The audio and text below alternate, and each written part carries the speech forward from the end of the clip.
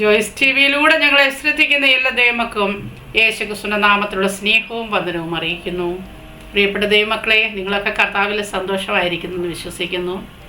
കർത്താവ് നിങ്ങളെ ഓരോരുത്തരെയും അനുഗ്രഹിക്കട്ടെ. നമ്മുടെ ചാനലിൽ കൂടെ കടന്നു വരുന്ന ഓരോ സാക്ഷ്യങ്ങളും നിങ്ങളുടെ ഓരോരുത്തരെയും ആത്മീക ജീവിതത്തിൻ്റെ അനുഗ്രഹത്തിനും കർത്താവിനോട് നിങ്ങളെ അടുപ്പിക്കുന്നതിന് അത് മുഖാന്തരമായി തീരുന്നു എന്ന് ഞങ്ങൾ കർത്താവിൽ വിശ്വസിക്കുന്നു. കർത്താവിൻ്റെ സാന്നിധ്യം നിങ്ങൾ കേൾവിക്കാരായ നിങ്ങളുടെ ഓരോരുത്തരുടെയും കൂടെ ഇരിക്കുമാറാകട്ടെ. ഇന്ന് നമ്മോടൊപ്പം അനുഗ്രഹിക്കപ്പെട്ടതായ ഒരു കർത്താവിൻ്റെ ദാസിയാണ് കടന്നു വന്നിരിക്കുന്നത്, സിസ്റ്റർ ജെസ്സി സുഖു. ആ പ്രിയ കർത്താവിൻ്റെ ദാസിയെ ജോയ്സ് ടി വിയിലേക്ക് തൻ്റെ അനുഭവം ഷെയർ ചെയ്യുന്നതിന് ഹാർദവുമായി സ്വാഗതം ചെയ്യുന്നു. Praise Lord. ജെസ്സി സിസ്റ്ററെ, കർത്താവിൽ സന്തോഷമായിരിക്കുന്നുവല്ലോ? സന്തോഷമായിരിക്കുന്നു. ഓക്കെ സിസ്റ്ററെ, കർത്താവ് സഹായിക്കട്ടെ.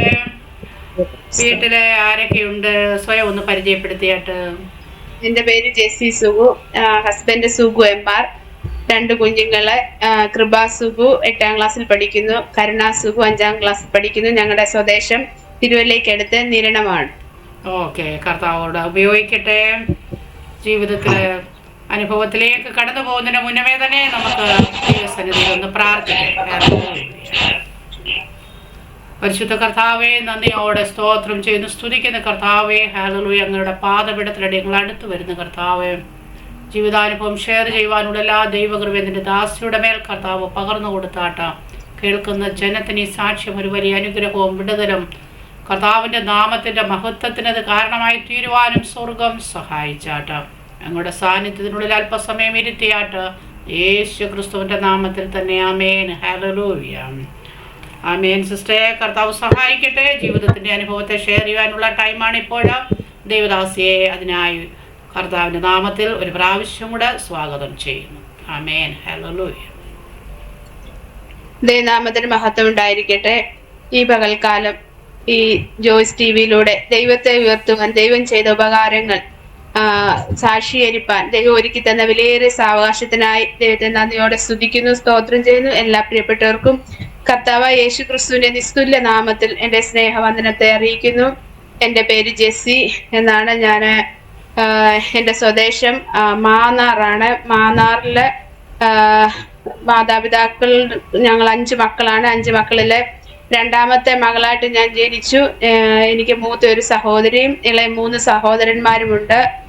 ഒരു വിശ്വാസ കുടുംബത്തിൽ ജനിക്കുവാൻ ദൈവം എനിക്ക് കൃപ നൽകി. എന്നാൽ വിശ്വാസ ഭവനത്തിൽ ജനിച്ചെങ്കിലും അവിശ്വാസിയായിട്ടുള്ള ഒരു പിതാവിന്റെ സംരക്ഷണയിലാണ് വളർന്നു വന്നത്. എൻ്റെ പിതാവിന്റെ മാതാപിതാക്കൾ ഇന്ത്യ പെന്തക്കോസ്ത് ദൈവസഭയുടെ മേൽപ്പാട സഭയിലെ അംഗങ്ങളായിരുന്നു. എന്നാൽ അവർക്ക് മക്കളില്ലാതിരുന്ന അവരുടെ വളരെ നാളത്തെ പ്രാർത്ഥനയ്ക്ക് ഫലമായി എൻ്റെ പിതാവും 2 സഹോദരിമാരും ദൈവം അവർക്ക് ദാനം നൽകി. എന്നാല് എൻ്റെ പിതാവിന്റെ യൗവന കാലത്തിലെ ദൈവത്തെ ത്യജിച്ച് ദൈവമില്ല എന്നുള്ള നിലപാടിലെ ഒരു യുക്തിവാദിയായിട്ട് ജീവിച്ചു. അങ്ങനെ എൻ്റെ പ്രിയ മാതാവ് സാൽവേഷൻ ആർമി വിശ്വാസിയാണ്. ഇവരുടെ വിവാഹം കഴിഞ്ഞ് അമ്മ വളരെ ദൈവഭക്തിയായിരുന്നു. എന്നാല് പപ്പ ദൈവമില്ല എന്നുള്ള ഒരു നിലപാടിൽ ജീവിച്ച വ്യക്തിയായിരുന്നു. സ്തോത്രം. പ്രിയ മാതാവ് എന്നെ വളരെ ദൈവഭയത്തിൽ വളർത്തുവാൻ, ഞങ്ങളെ 5 പേരെയും ദൈവഭയത്തിൽ വളർത്തുവാൻ ഇടയായി.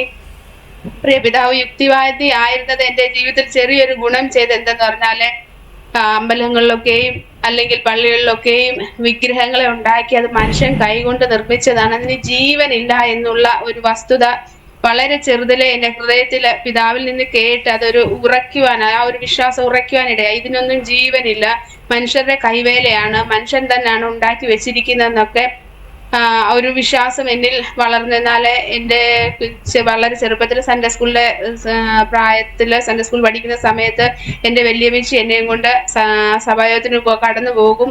വളരെ ദൂരെയാണ്. ഞങ്ങള് മാന്നാറിലാണെങ്കിലും മാന്നാർ തേവേരി എന്ന സ്ഥലത്താണ്. 6 അക്കരെ ഇക്കരയും അക്കരെ മേൽപ്പാടം എന്ന് പറഞ്ഞ സ്ഥലം. ഇക്കരെ തേവേരി, അക്കരെ മാത്രം മേൽപ്പാടത്ത് മാത്രമേ അന്ന് ദൈവസഭകളുള്ളൂ. തേവേരിലെ ഈ ഓർത്തഡോക്സ് പള്ളികളും ഒക്കെ ഉള്ളു.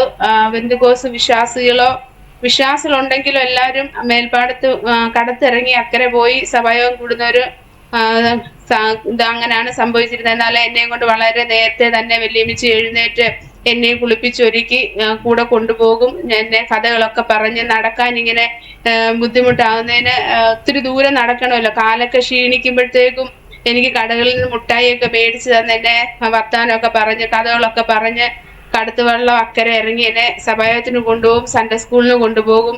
സൺഡേ സ്കൂളിന് പോയതാണ് എൻ്റെ ജീവിതത്തിൽ വളരെ ഒരു ക്രിസ്തുവുമായിട്ടുള്ള ബന്ധത്തിൽ ഒരു അടിത്തറ ഉറയ്ക്കുവാൻ എനിക്ക് കാരണമായി തീർന്നത്. എൻ്റെ വല്യമ്മച്ചി എന്നെ അത്രയും കഷ്ടപ്പെട്ട് കൊണ്ടുപോയത് എൻ്റെ ജീവിതത്തിൽ വളരെ അനുഗ്രഹമായിരുന്നു.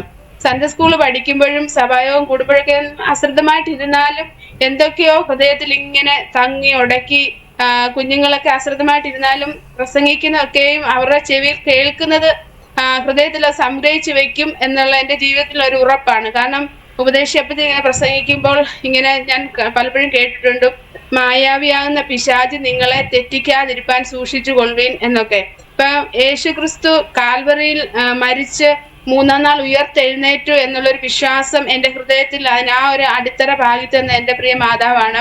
മാതാവ് എപ്പോഴും എന്നോട് പറയും, സാൽവേഷൻ ആർമി ആയിരുന്നാലും ഇങ്ങനെ പറയും, മരിച്ചിട്ട് ഉയർത്തെഴുന്നേറ്റ ഒരു ദൈവം യേശു മാത്രമേ ഉള്ളൂ, ബാക്കി എല്ലാവരും മരിച്ചുപോയി, അവർക്ക് ശക്തി ഇല്ലാത്തതുകൊണ്ടാണ് അവർ ഉയർത്തെഴുന്നേൽക്കാഞ്ഞത്, യേശുവിന് മാത്രം ശക്തിയുണ്ട്, അതുകൊണ്ട് യേശുവാണ് ഉയർത്തെഴുന്നേറ്റത്. ഈ ഒരു വിശ്വാസത്തിന്റെ അടിത്തറ എൻ്റെ ഹൃദയത്തിൽ വളരെ ആഴമായി പതിയുവാനിടയായി. അങ്ങനെ ഒരു ദൈവഭയത്തിൽ എനിക്ക് വളരുവാനിടയെന്ന സ്തോത്രം. എൻ്റെ യൗവന കാലത്തില് എൻ്റെ പിതാവ് വളരെ മദ്യപാനിയായിരുന്നു. മദ്യപിച്ച് വീട്ടിലങ്ങനെ വഴക്കോ അലോഹ്യോ ഒന്നുമില്ല, എന്നാലും മദ്യപിച്ച് ഞങ്ങളെ സംരക്ഷണം ചെയ്യത്തില്ല. ഞങ്ങൾക്ക് ആഹാരത്തിനോ ഒന്നിനും ഞങ്ങളെ വിദ്യാഭ്യാസത്തിന് ആവശ്യമായ ഒരു കാര്യവും നൽകാതെ സ്വന്തം കാര്യം നോക്കി ജീവിക്കുന്ന ഒരാളായിരുന്നു. അങ്ങനെ കൂട്ടുകാരുമൊത്ത് അങ്ങ് നടക്കും. എൻ്റെ അമ്മ ഞങ്ങളെ 5 മക്കളെയും വളരെ കഷ്ടപ്പെട്ടാണ് ഞങ്ങളെ വളർത്തിയത്. മറ്റു വീടുകളിലെ സാമ്പത്തിക സ്ഥിതി മെച്ചമുള്ളവരുടെ വീടുകളിലെ ജോലിക്ക് പോയി കിട്ടുന്ന തുച്ഛമായ വരുമാനം കൊണ്ടാണ് ഞങ്ങളെ വളർത്തിയ. കൊടിയ ദാരിദ്ര്യത്തിന്റെ ഒരു അനുഭവമാണ് എന്നെ ക്രിസ്തുവിൽ നിന്ന് അകറ്റുവാനിടയായത്. ദാരിദ്ര്യം അനുഭവിച്ച് അന്നൊക്കെ ഓർക്കുന്ന ഒറ്റൊരിതാണ്, എങ്ങനെയെങ്കിലും വളരുമ്പോഴേ ഇഷ്ടംപോലെ ആഹാരം ഉണ്ടാക്കി കഴിക്കണം, ആ ഒരു ചിന്ത മാത്രം, മറ്റൊന്നും എനിക്ക് ചിന്തയില്ലായിരുന്നു.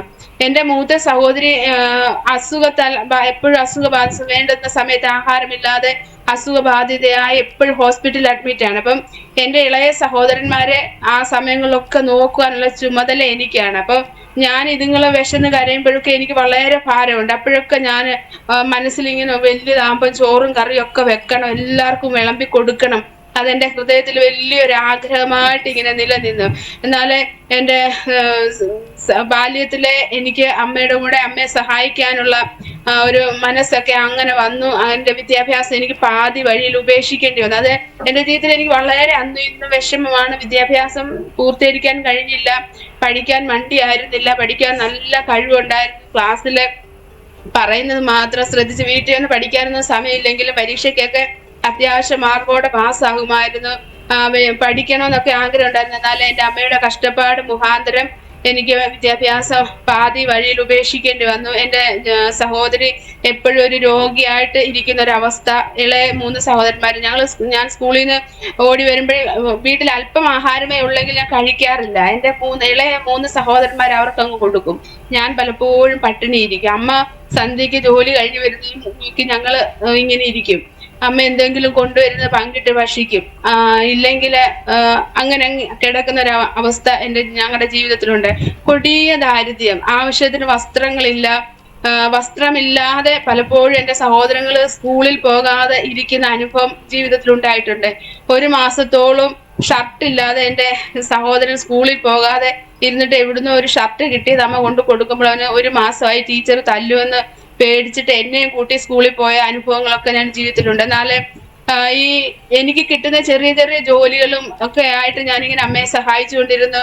എന്നാല് 2000 ആഗസ്റ്റിൽ ഞാൻ ഇങ്ങനെ എൻ്റെ മൂത്ത സഹോദരി ഈ മുഖാന്തരം പിന്നെ അമ്മ വിശ്വാസത്തിലേക്ക് കടന്നു വന്നു. എൻ്റെ സഹോദരിയുടെ ഒരു സ്നേഹിത, ഒരു ഹിന്ദു ബാക്ക്ഗ്രൗണ്ടിലായിരുന്നു. ആ സഹോദരി മദ്രാസിലെ ജോലിക്ക് പോയെടുത്തുനിന്ന് വിശ്വാസിയായിട്ട് തിരിച്ചു വന്നു. ഇപ്പോൾ എൻ്റെ സഹോദരിക്ക് സുഖമില്ലാതെ തിരുവല്ല ഗവൺമെന്റ് ഹോസ്പിറ്റലിൽ അഡ്മിറ്റ് ആയിരുന്നു. അവളെ കാണാൻ ചെന്നപ്പം പറഞ്ഞു, സിജി നിന്റെ അസുഖമൊക്കെ മാറും, നീ കർത്താവിൽ വിശ്വസിക്ക്. അങ്ങനെ അവളെ പ്രാർത്ഥിച്ച് സൗഖ്യം വന്ന് നമ്മുടെ നിരണത്തുള്ള ഒരു ടാബർനാക്കൽ IPC സഭയിൽ കൂട്ടി കൊണ്ടുപോവുകയും അങ്ങനെ വിശ്വസിക്കുകയും അതുമൂലം ഉള്ള അസുഖം എന്താണെന്ന് മനസ്സിലാക്കി അതിന് ചികിത്സ ചെയ്തിട്ട് അസുഖം പൂർണ്ണമായിട്ട് മാറുവാനിടയായി. ഇത് അമ്മയ്ക്ക് വളരെ വിശ്വാസമായിരുന്നു. ഈ സമയത്ത് ഞങ്ങളുടെ വല്യമ്മച്ചി ലോകത്തിൽ നിന്ന് മാറ്റപ്പെട്ടു. ശവസംസ്കാര ശുശ്രൂഷകളൊക്കെ IPC ഏറ്റെടുത്ത് ഭംഗിയായിട്ട് നടന്നെന്നാല് ഈ വല്യമ്മച്ചി മരിച്ചതോടുകൂടി വിശ്വാസികളൊന്നും ഞങ്ങളുടെ ഭവനത്തിലോട്ട് കടന്നു വരാതെ ഇവരുമായിട്ട് യാതൊരു ബന്ധവും ഞങ്ങൾക്കില്ല. ബന്ധം അങ്ങ് മുറിഞ്ഞു പോയൊരവസ്ഥയായിരുന്നു. ഒരുപക്ഷെ അവരന്ന് ഞങ്ങളെ കൂടെ തേടി വന്നിരുന്നെങ്കിൽ എൻ്റെ വിശ്വാസം ഇച്ചിരൂടെ നിലനിന്നേനെ എന്ന് ഞാൻ പലപ്പോഴും ചിന്തിക്കാറുണ്ട്. ഞാനിങ്ങനെ പറഞ്ഞത് പല അനുഭവത്തിൽ കൂടെ കടന്നു പോകുന്നു. ഇതേ അവസരം ഇങ്ങനെ അനുഭവത്തിൽ കടന്നു പോകുന്ന ഒരു സാക്ഷ്യങ്ങൾ ഞാൻ കേൾക്കാറുണ്ട്. അതുകൊണ്ടാണ് ഈ ഒരു അവസരത്തിൽ ഞാൻ അങ്ങനെ പറഞ്ഞത്. ഈ വിശ്വാസികളോ പാസ്റ്റർമാരോ ആരും ഭവനത്തിൽ വരാതെ ഇവരുമായിട്ടുള്ള ഒരു ബന്ധമേ മുറിഞ്ഞു പോയിട്ട് ലോകത്തിൽ ജീവിക്കുന്ന അവസ്ഥയിലാണ് എൻ്റെ സഹോദരി ഇങ്ങനെ രക്ഷിക്കപ്പെടുവാനും മാതാവ് രക്ഷിക്കപ്പെടുവാനും ഇടയായത്. സഹോദരിയുടെ അസുഖങ്ങളൊക്കെ പൂർണ്ണമായിട്ട് മാറി. അപ്പം എൻ്റെ ഇളയ സഹോദരന്മാരും പ്രാർത്ഥനയ്ക്ക് പോകും. പപ്പ ഇതിലൊന്നും ആർക്കും എതിര് പറയത്തില്ല. പപ്പ ഇതിനകത്ത് ഭാഗവാക്കാകത്തില്ല എന്നേ ഉള്ളൂ. പോകണോ പോകണ്ട ഒന്നും എതിര് പറഞ്ഞു ഒരഭിപ്രായം പപ്പയ്ക്ക് വീട്ടിലില്ലായിരുന്നു. പപ്പ സ്വന്തം കാര്യം നോക്കി ജീവിക്കുക. അങ്ങനെ ഇരിക്കുമ്പോൾ ഞാൻ ഇങ്ങനെ എൻ്റെ സഹോദര വിവാഹം കഴിഞ്ഞു. എൻ്റെ വിവാഹമൊക്കെ ഇങ്ങനെ ആലോചിക്കുന്ന സമയത്ത് നമ്മുടെ ബോംബെയിലുള്ള PG വർഗീസ് പാസ്റ്റർ കുമ്പനാട് ഒരു കൺവെൻഷൻ പ്രസംഗിക്കാൻ വരും. അപ്പൊ എൻ്റെ ഭാവിക്ക് വേണ്ടി ഇങ്ങനെ അമ്മ ഇങ്ങനെ പ്രാർത്ഥിച്ചുകൊണ്ടിരിക്കും. അപ്പൊ എനിക്ക് ഏറ്റവും വലിയ ആഗ്രഹം എൻ്റെ അയലത്തുള്ളവർ അല്ലെങ്കിൽ ഞങ്ങളുടെ ബന്ധുമിത്രാദിലൊക്കെ എൻ്റെ പ്രായത്തിലുള്ളവർ പഠിച്ച് നോർത്ത് ഇന്ത്യയിലൊക്കെ ജോലിക്ക് പോയിട്ട് അവർ വരുന്ന ഒരു അവസ്ഥയൊക്കെ എന്നെ വളരെ വേദനിപ്പിച്ച്, എനിക്ക് പഠിക്കാൻ കഴിഞ്ഞില്ലല്ലോ, എനിക്ക് ജോലിക്ക് പോകാൻ കഴിഞ്ഞില്ലല്ലോ എന്ന്. അപ്പൊ ഞാനിങ്ങനെ ദൈവത്തോട് ഇങ്ങനെ പ്രാർത്ഥിച്ചുകൊണ്ടിരിക്കും, കർത്താവേ എനിക്ക് എറണാകുളത്ത് എങ്കിലും ഒരു ജോലി തരണേ. കാരണം ഇച്ചിരി ദൂരെ ഒന്ന് ജോലിക്ക് പോയിട്ട് ഒരല്പം ഗമയിലൊന്ന് മടങ്ങി വരണം, എല്ലാവരും കാണുക. അതൊരു എൻ്റെ ഹൃദയത്തിൽ ഒരു വേദനയും ഒരു പ്രാർത്ഥനയുമായിരുന്നു. എന്നാൽ അങ്ങനെ പ്രാർത്ഥിക്കുന്ന അവസരത്താണ് PG വർഗീസ് പാസ്റ്റർ കൺവെൻഷന് പ്രസംഗിക്കാൻ വന്നപ്പോൾ ഞങ്ങൾ ആ കൺവെൻഷനെ സംബന്ധിച്ച് കൺവെൻഷൻ കഴിഞ്ഞ് പ്രാർത്ഥന ആവശ്യമുള്ളവര് മുൻപോട്ട് കടന്നു വരണമെന്ന് പറഞ്ഞപ്പോൾ ഞാനും എന്നെ കൊണ്ടുപോയ പ്രിയമ്മാമയൊക്കെ ഞങ്ങൾ കടന്നു ചെന്നു. പ്രാർത്ഥന വിഷയം എന്തെന്ന് പാസ്റ്റർ അങ്കിൾ ചോദിച്ചപ്പോൾ അമ്മാമ്മ പറഞ്ഞു, മോളുടെ ഭാവിക്ക് വേണ്ടി ഒന്ന് പ്രാർത്ഥിക്കണേ പാസ്റ്റർ എന്ന് പറഞ്ഞപ്പം പാസ്റ്ററിന്റെ തലയിലോട്ട് കൈവെക്കുമ്പോൾ ഞാൻ പെട്ടെന്ന് എൻ്റെ ഹൃദയത്തിൽ ഇങ്ങനെ പ്രാർത്ഥിച്ചുകൊണ്ട്, കർത്താവേ എനിക്കൊരു ജോലി തരണമേ എന്ന്. പാസ്റ്റർ അന്നേരം ഇങ്ങനെ പറഞ്ഞു, ദൈവമേ പൈതലിന്റെ ആഗ്രഹത്തെ ദൈവം നൽകണമേ എന്ന് എൻ്റെ തലയ്ക്ക് വെച്ച് പ്രാർത്ഥിക്കാനിടയായി. ദൈവത്തിന്റെ കൃപയാൽ 2000 ആഗസ്റ്റിൽ എനിക്ക് തിരുപ്പൂര് ഒരു തുണി കമ്പനിയിലേക്ക് എന്നെ ചില കൂട്ടുകാർ കൊണ്ടുപോകാനിടയായി. എന്നാലേ അവിടെ ചില മാസങ്ങൾ ജോലി ചെയ്തപ്പോൾ തുണിയുടെ അലർജി മുഖാന്തരം എനിക്ക് അവിടെ നിൽക്കാൻ കഴിയാതെ പെട്ടെന്ന് തന്നെ നാട്ടിലേക്ക് തിരിച്ചു പോരുന്ന അവസ്ഥ. അപ്പോൾ ഞങ്ങൾക്ക് ഒരു ചെറിയ ഭവനം, ഞാനും സഹോദരന്മാർ വളർന്ന് അവരുടെയും എൻ്റെയും മാതാവിൻ്റെയും ഒക്കെ പ്രയത്ന ഫലമായിട്ട് ഒരു ചെറിയ ഭവനം, അതുവരെ ഒരു ഓലക്കുടിലായിരുന്നു, ഒരു 2 മുറിയിൽ ഒരു വീട് നിർമ്മിക്കാനുള്ള ഒരുക്കമൊക്കെ നടന്നു. എന്നാലേ വളരെ കടത്തിൽ ചെന്നത് അപേക്ഷിക്കാൻ ഇടയായി. എൻ്റെ നേരെ ഇളയ സഹോദരനെ ഒത്തിരി കടം വരുത്തി വെച്ചിട്ട് അവനെ ജോലിക്ക് പോകുകയെന്ന് പറഞ്ഞുകൊണ്ട് നാട്ടിൽ നിന്ന് പോയി. എന്നാലേ പിന്നെ മടങ്ങി വരുവോ കടം വീട്ടോ ഒന്നും ചെയ്തില്ല. ഞാനും എൻ്റെ മാതാവും എൻ്റെ 2ാമത്തെ സഹോദരനും കൂടെ ഒത്തിരി കഷ്ടപ്പെട്ട് 3-4 വർഷങ്ങൾ എടുത്ത് ഈ കടമെല്ലാം വീട്ടുവാനിടയായി. ഈ സമയത്തൊക്കെ എൻ്റെ മനസ്സിലെ ഇത്രയും കഷ്ടപ്പാടും ഒരു എഴുന്നേറ്റമില്ലല്ലോ, ഒരു ഉയർച്ചയില്ലല്ലോ, എനിക്ക് ദൈവത്തോട് തന്നെ വെറുപ്പായി. എന്നാലേ ഈ ദൈവത്തോട് ഞാൻ മനസ്സിലിങ്ങനെ സംസാരിക്കുകയും പ്രാർത്ഥിക്കുകയും ചെയ്യുന്നത് കൊണ്ട് എന്ത് ദേശത്ത് അനർത്ഥം വന്നാലും ദൈവം എന്നെ അത് ദർശനത്തിൽ കൂടി കാണിക്കും. പക്ഷെ അത് ദർശനമാണെന്നോ സ്വപ്നമാണെന്നോ എനിക്ക് അറിയത്തില്ല. ഞാൻ ഈ സംഭവിക്കുമ്പോൾ ദൈവമേ ഞാൻ ഇന്നലെ സ്വപ്നം കണ്ടാണല്ലോ എന്ന് ചിന്തിക്കും. പക്ഷെ ഞാൻ കൊച്ചിലെ തൊട്ട് ഇങ്ങനെ വിഷയങ്ങളൊന്നും മറ്റുള്ളവരുമായിട്ട് അങ്ങനെ ഷെയർ ചെയ്യാത്തൊരു വ്യക്തി ആയതുകൊണ്ട് ഞാൻ ഇതൊന്നും ആരോട് പറയത്തില്ല. എന്ത് എൻ്റെ മനസ്സിൽ തോന്നുന്നോ അത് പിൻകാലത്ത് സംഭവിക്കുമ്പോൾ എനിക്ക് ഭയങ്കരമായിട്ട് അതിശയം തോന്നാറുണ്ട്. ഇതെന്താ ഇങ്ങനെ? ദൈവം എൻ്റെ കൂടെ ഉള്ളത് കൊണ്ടാണെന്നൊന്നും അന്ന് എനിക്ക് അറിയത്തില്ല. അങ്ങനെ ഒത്തിരി ദൈവത്തിൽ നിന്ന് അകന്ന ദൈവത്തോടൊരു വെറുപ്പ് അങ്ങനെ അങ്ങായി വളരെ കഷ്ടത്തിൽ ഞങ്ങളിങ്ങനെ കഴിഞ്ഞു പോകുന്ന സമയത്ത് ഒത്തിരി കടാം. എനിക്ക് പിന്നെ യൗവന മോഹങ്ങളിലായി.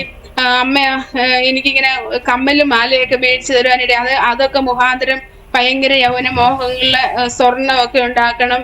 അങ്ങനെയൊക്കെ ഒത്തിരി കഷ്ടപ്പെട്ട് ഇഷ്ടംപോലെ സ്വർണവും പൈസയും അത്യാവശ്യത്തിന് വിവാഹം നടത്താനുള്ള പൈസയൊക്കെ ഇങ്ങനെ ഞാനും എൻ്റെ സഹോദരനും ഇങ്ങനെ സ്വരൂപിച്ച് വെച്ച് വെക്കും. അപ്പം അമ്മ ഒരു വിശ്വാസി, സഹോദരനും വിശ്വാസി. എന്നാൽ എൻ്റെ മനസ്സിൽ അന്നേരം എനിക്ക് വിശ്വാസി ഒരു പയ്യനെ വേണ്ട, എനിക്ക് ആഭരണങ്ങളൊക്കെ ഇട്ടൊരു വിവാഹം മതി.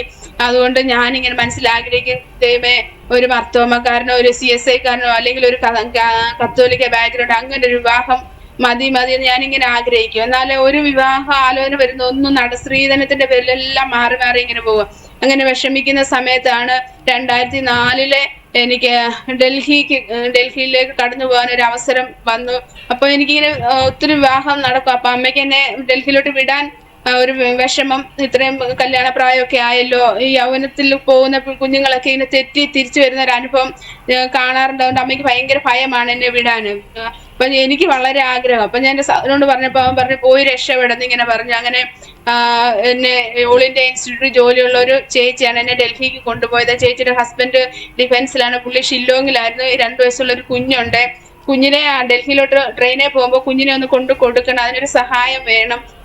ചേച്ചിയുടെ അമ്മായിയമ്മയാണ് പോകാനിരുന്ന. പുള്ളിക്കാരിക്ക് പോകുന്നതിന് 2 ദിവസം മുമ്പ് വീണ് കാലിന് ഫ്രാക്ചർ ആയിട്ട് പ്ലാസ്റ്റർ ഇട്ട് ഇരുന്നുകൊണ്ട് പോകാൻ പറ്റാത്തൊരു ചാൻസ് ആണ് ദൈവം എനിക്ക് അവിടെ ഒരുക്കിയത്. ഞാൻ അവരുടെ കൂടെ പോയി. ചേച്ചി എന്നോട് ജോലി മേടിച്ചു തരാമെന്നൊക്കെ പറഞ്ഞെന്നാല് ചേച്ചി താമസിച്ചത് ന്യൂഡൽഹിയിലാണ് ജോലി. ദ്വാരക എന്ന് പറഞ്ഞ സ്ഥലത്താണ് അവരുടെ ഫ്ലാറ്റ്. ഒരു ഏകദേശം 1.5 മണിക്കൂറെങ്കിലും ദൂരമുണ്ട്. ഡ്യൂട്ടി കഴിഞ്ഞ് ഇത്രയും ദൂരത്തിലൊക്കെ വരുമ്പം കമ്പനികളിലൊന്നും കയറി ചോദിക്കാനൊരു അവസരമില്ല. ദൂരം യാത്ര ചെയ്ത് ക്ഷീണിച്ചപ്പോ എനിക്ക് വളരെ വിഷമമായി. ചേച്ചിക്ക് ഒരു ബുദ്ധിമുട്ടാണല്ലോ. ഞാൻ ആ സമയത്ത് ചേച്ചി ഡ്യൂട്ടിക്ക് പോകുന്ന സമയത്ത് ഞാനും കുഞ്ഞുമേ ഉള്ളതുകൊണ്ട് ഞാൻ ഒത്തിരി കുഞ്ഞിനെ ഉറക്കിയിട്ട് കിട്ടുന്ന സമയം മൊത്തം ദിവസം ഇങ്ങനെ പ്രാർത്ഥിക്കും, കർത്താവേ ആരുടെയും മുന്നിൽ കൈനീട്ടാതെ നീ എനിക്കൊരു ജോലി. കാരണം എനിക്കൊരു വിദ്യാഭ്യാസം പൂർത്തീകരിച്ച ഒരു സർട്ടിഫിക്കറ്റ് ഇല്ല കമ്പനികളിൽ കാണിക്കാൻ. എന്നാലും നിനക്ക് സകലവും കഴിയുമല്ലോ, എനിക്കൊരു ജോലി. ഞാൻ എങ്ങും ചോദിച്ചു പോകത്തില്ല. എനിക്ക് ഇങ്ങോട്ട് എന്നെ വിളിച്ചൊരു ജോലി ഈ നഗരത്തിൽ എനിക്ക് തരണം. ഈ വലിയ പട്ടണമാണ്, എനിക്ക് ഭാഷ അറിയത്തില്ല, എനിക്ക് എവിടെ ചെല്ലണമെന്ന് അറിയത്തില്ല. എന്നെ കൊണ്ടുവന്ന ചേച്ചിക്ക് ഒരു ബുദ്ധിമുട്ടാക്കരുത്, എനിക്ക് ഈ ഒരു ജോലി നീ നൽകണമെന്ന് ദിവസവും മുട്ടുകുത്തി ഞാൻ ഇങ്ങനെ പ്രാർത്ഥിക്കും. TV-യിൽ ഇങ്ങനെ ഓരോ പ്രസംഗങ്ങളൊക്കെ മാറ്റി വെച്ച് കാണുകയും കേൾക്കുകയും പ്രാർത്ഥിക്കുകയും ഉപസിക്കുകയും ഒക്കെ ചെയ്യുന്ന ഒരനുഭവം. അങ്ങനെ 3-4 മാസം കടന്നുപോയി.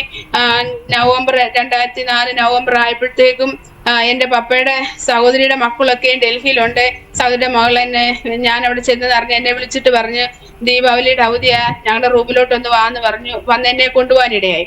അങ്ങനെ കൊണ്ടുപോകാനിടയായി അവരുടെ റൂമിൽ ചെന്നിട്ട് ഞങ്ങൾ ഇങ്ങനെ മാർക്കറ്റിലേക്ക് പോകാൻ ഇറങ്ങി നടക്കുന്ന സമയത്ത് അവളുടെ പപ്പയുടെ സഹോദരിയുടെ മകളുടെ കൂടെ ജോലി ചെയ്യുന്ന ഒരു സ്നേഹിതയുടെ മാതാവ് നാട്ടിൽ നിന്ന് വന്ന മാതാവിനെ കണ്ടുകൊണ്ട് അവരുടെ റൂമിലേക്ക് അമ്മ എപ്പം വന്നെന്ന് കണ്ട സന്തോഷത്തിൽ അങ്ങോട്ട് കയറി ചെന്ന് സംസാരിച്ചപ്പോൾ ആ ചേച്ചിയുടെ ഇളയ മക്കൾ അനിയത്തിമാർ 2 പേരും അവധിക്ക് അവിടെ വന്നിട്ടുണ്ട്. ദീപാവലിക്ക് എല്ലാവർക്കും അവധിയുള്ള സമയം.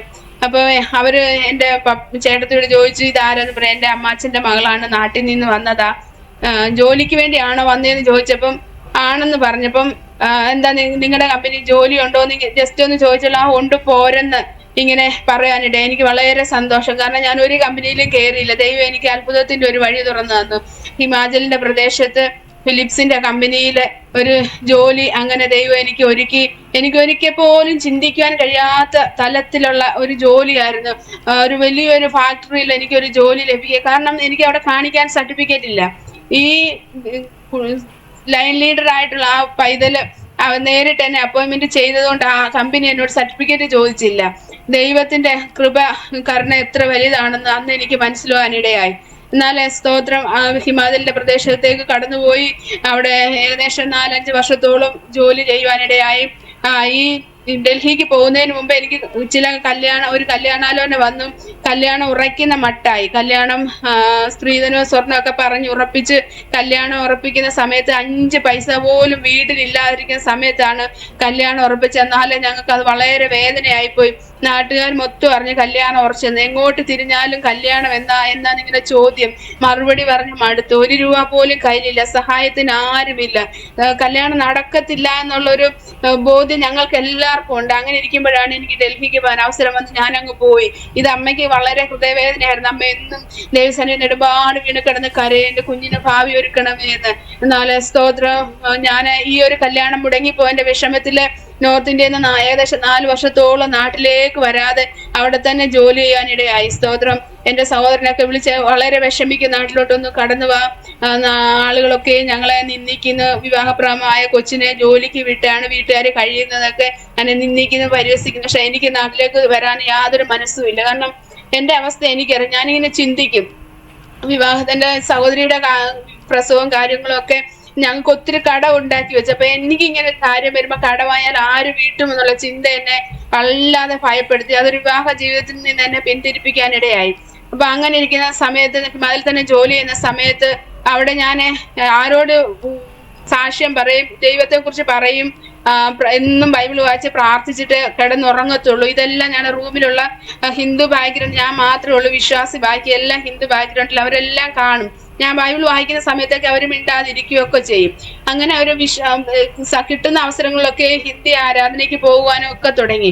അങ്ങനെ ദൈവത്തെ എപ്പോഴും മുറുകെ പിടിക്കാനുള്ള ഒരു കൃപ ദൈവം എനിക്ക് തന്നു. അതുകൊണ്ടാണ് എനിക്ക് ഇന്നയോളം സ്തോത്രം ദൈവത്തെ ഉയർത്താനുള്ള കൃപ ലഭിച്ചത്. ഞാൻ പൂർണ്ണമായ ദൈവത്തിൽ വിശ്വസിക്കുന്നു. അങ്ങനെ ഹിമാചലിന്റെ പ്രദേശത്തായിരിക്കുമ്പോൾ എൻ്റെ അമ്മയുടെ ഇളയ അനിയത്തി വിളിച്ചിട്ട് പറഞ്ഞു, മോളെ ഒരു വിവാഹാലോചനയുണ്ട്, എൻ്റെ നാത്തുന്റെ മകന് ഒരു പെണ്ണ് വേണമെന്ന് പറഞ്ഞു. എന്നാൽ അവര് സ്നാനപ്പെട്ടത്, ആ ഒരു കാര്യം നിനക്ക് വിശ്വാസമൊക്കെ ഉണ്ടല്ലോ, നീ സ്നാനപ്പെടാൻ പറഞ്ഞു, വിവാഹം നടക്കാന്ന് പറഞ്ഞു. അങ്ങനെ ഞാൻ പ്രാർത്ഥനയ്ക്ക് പോയി.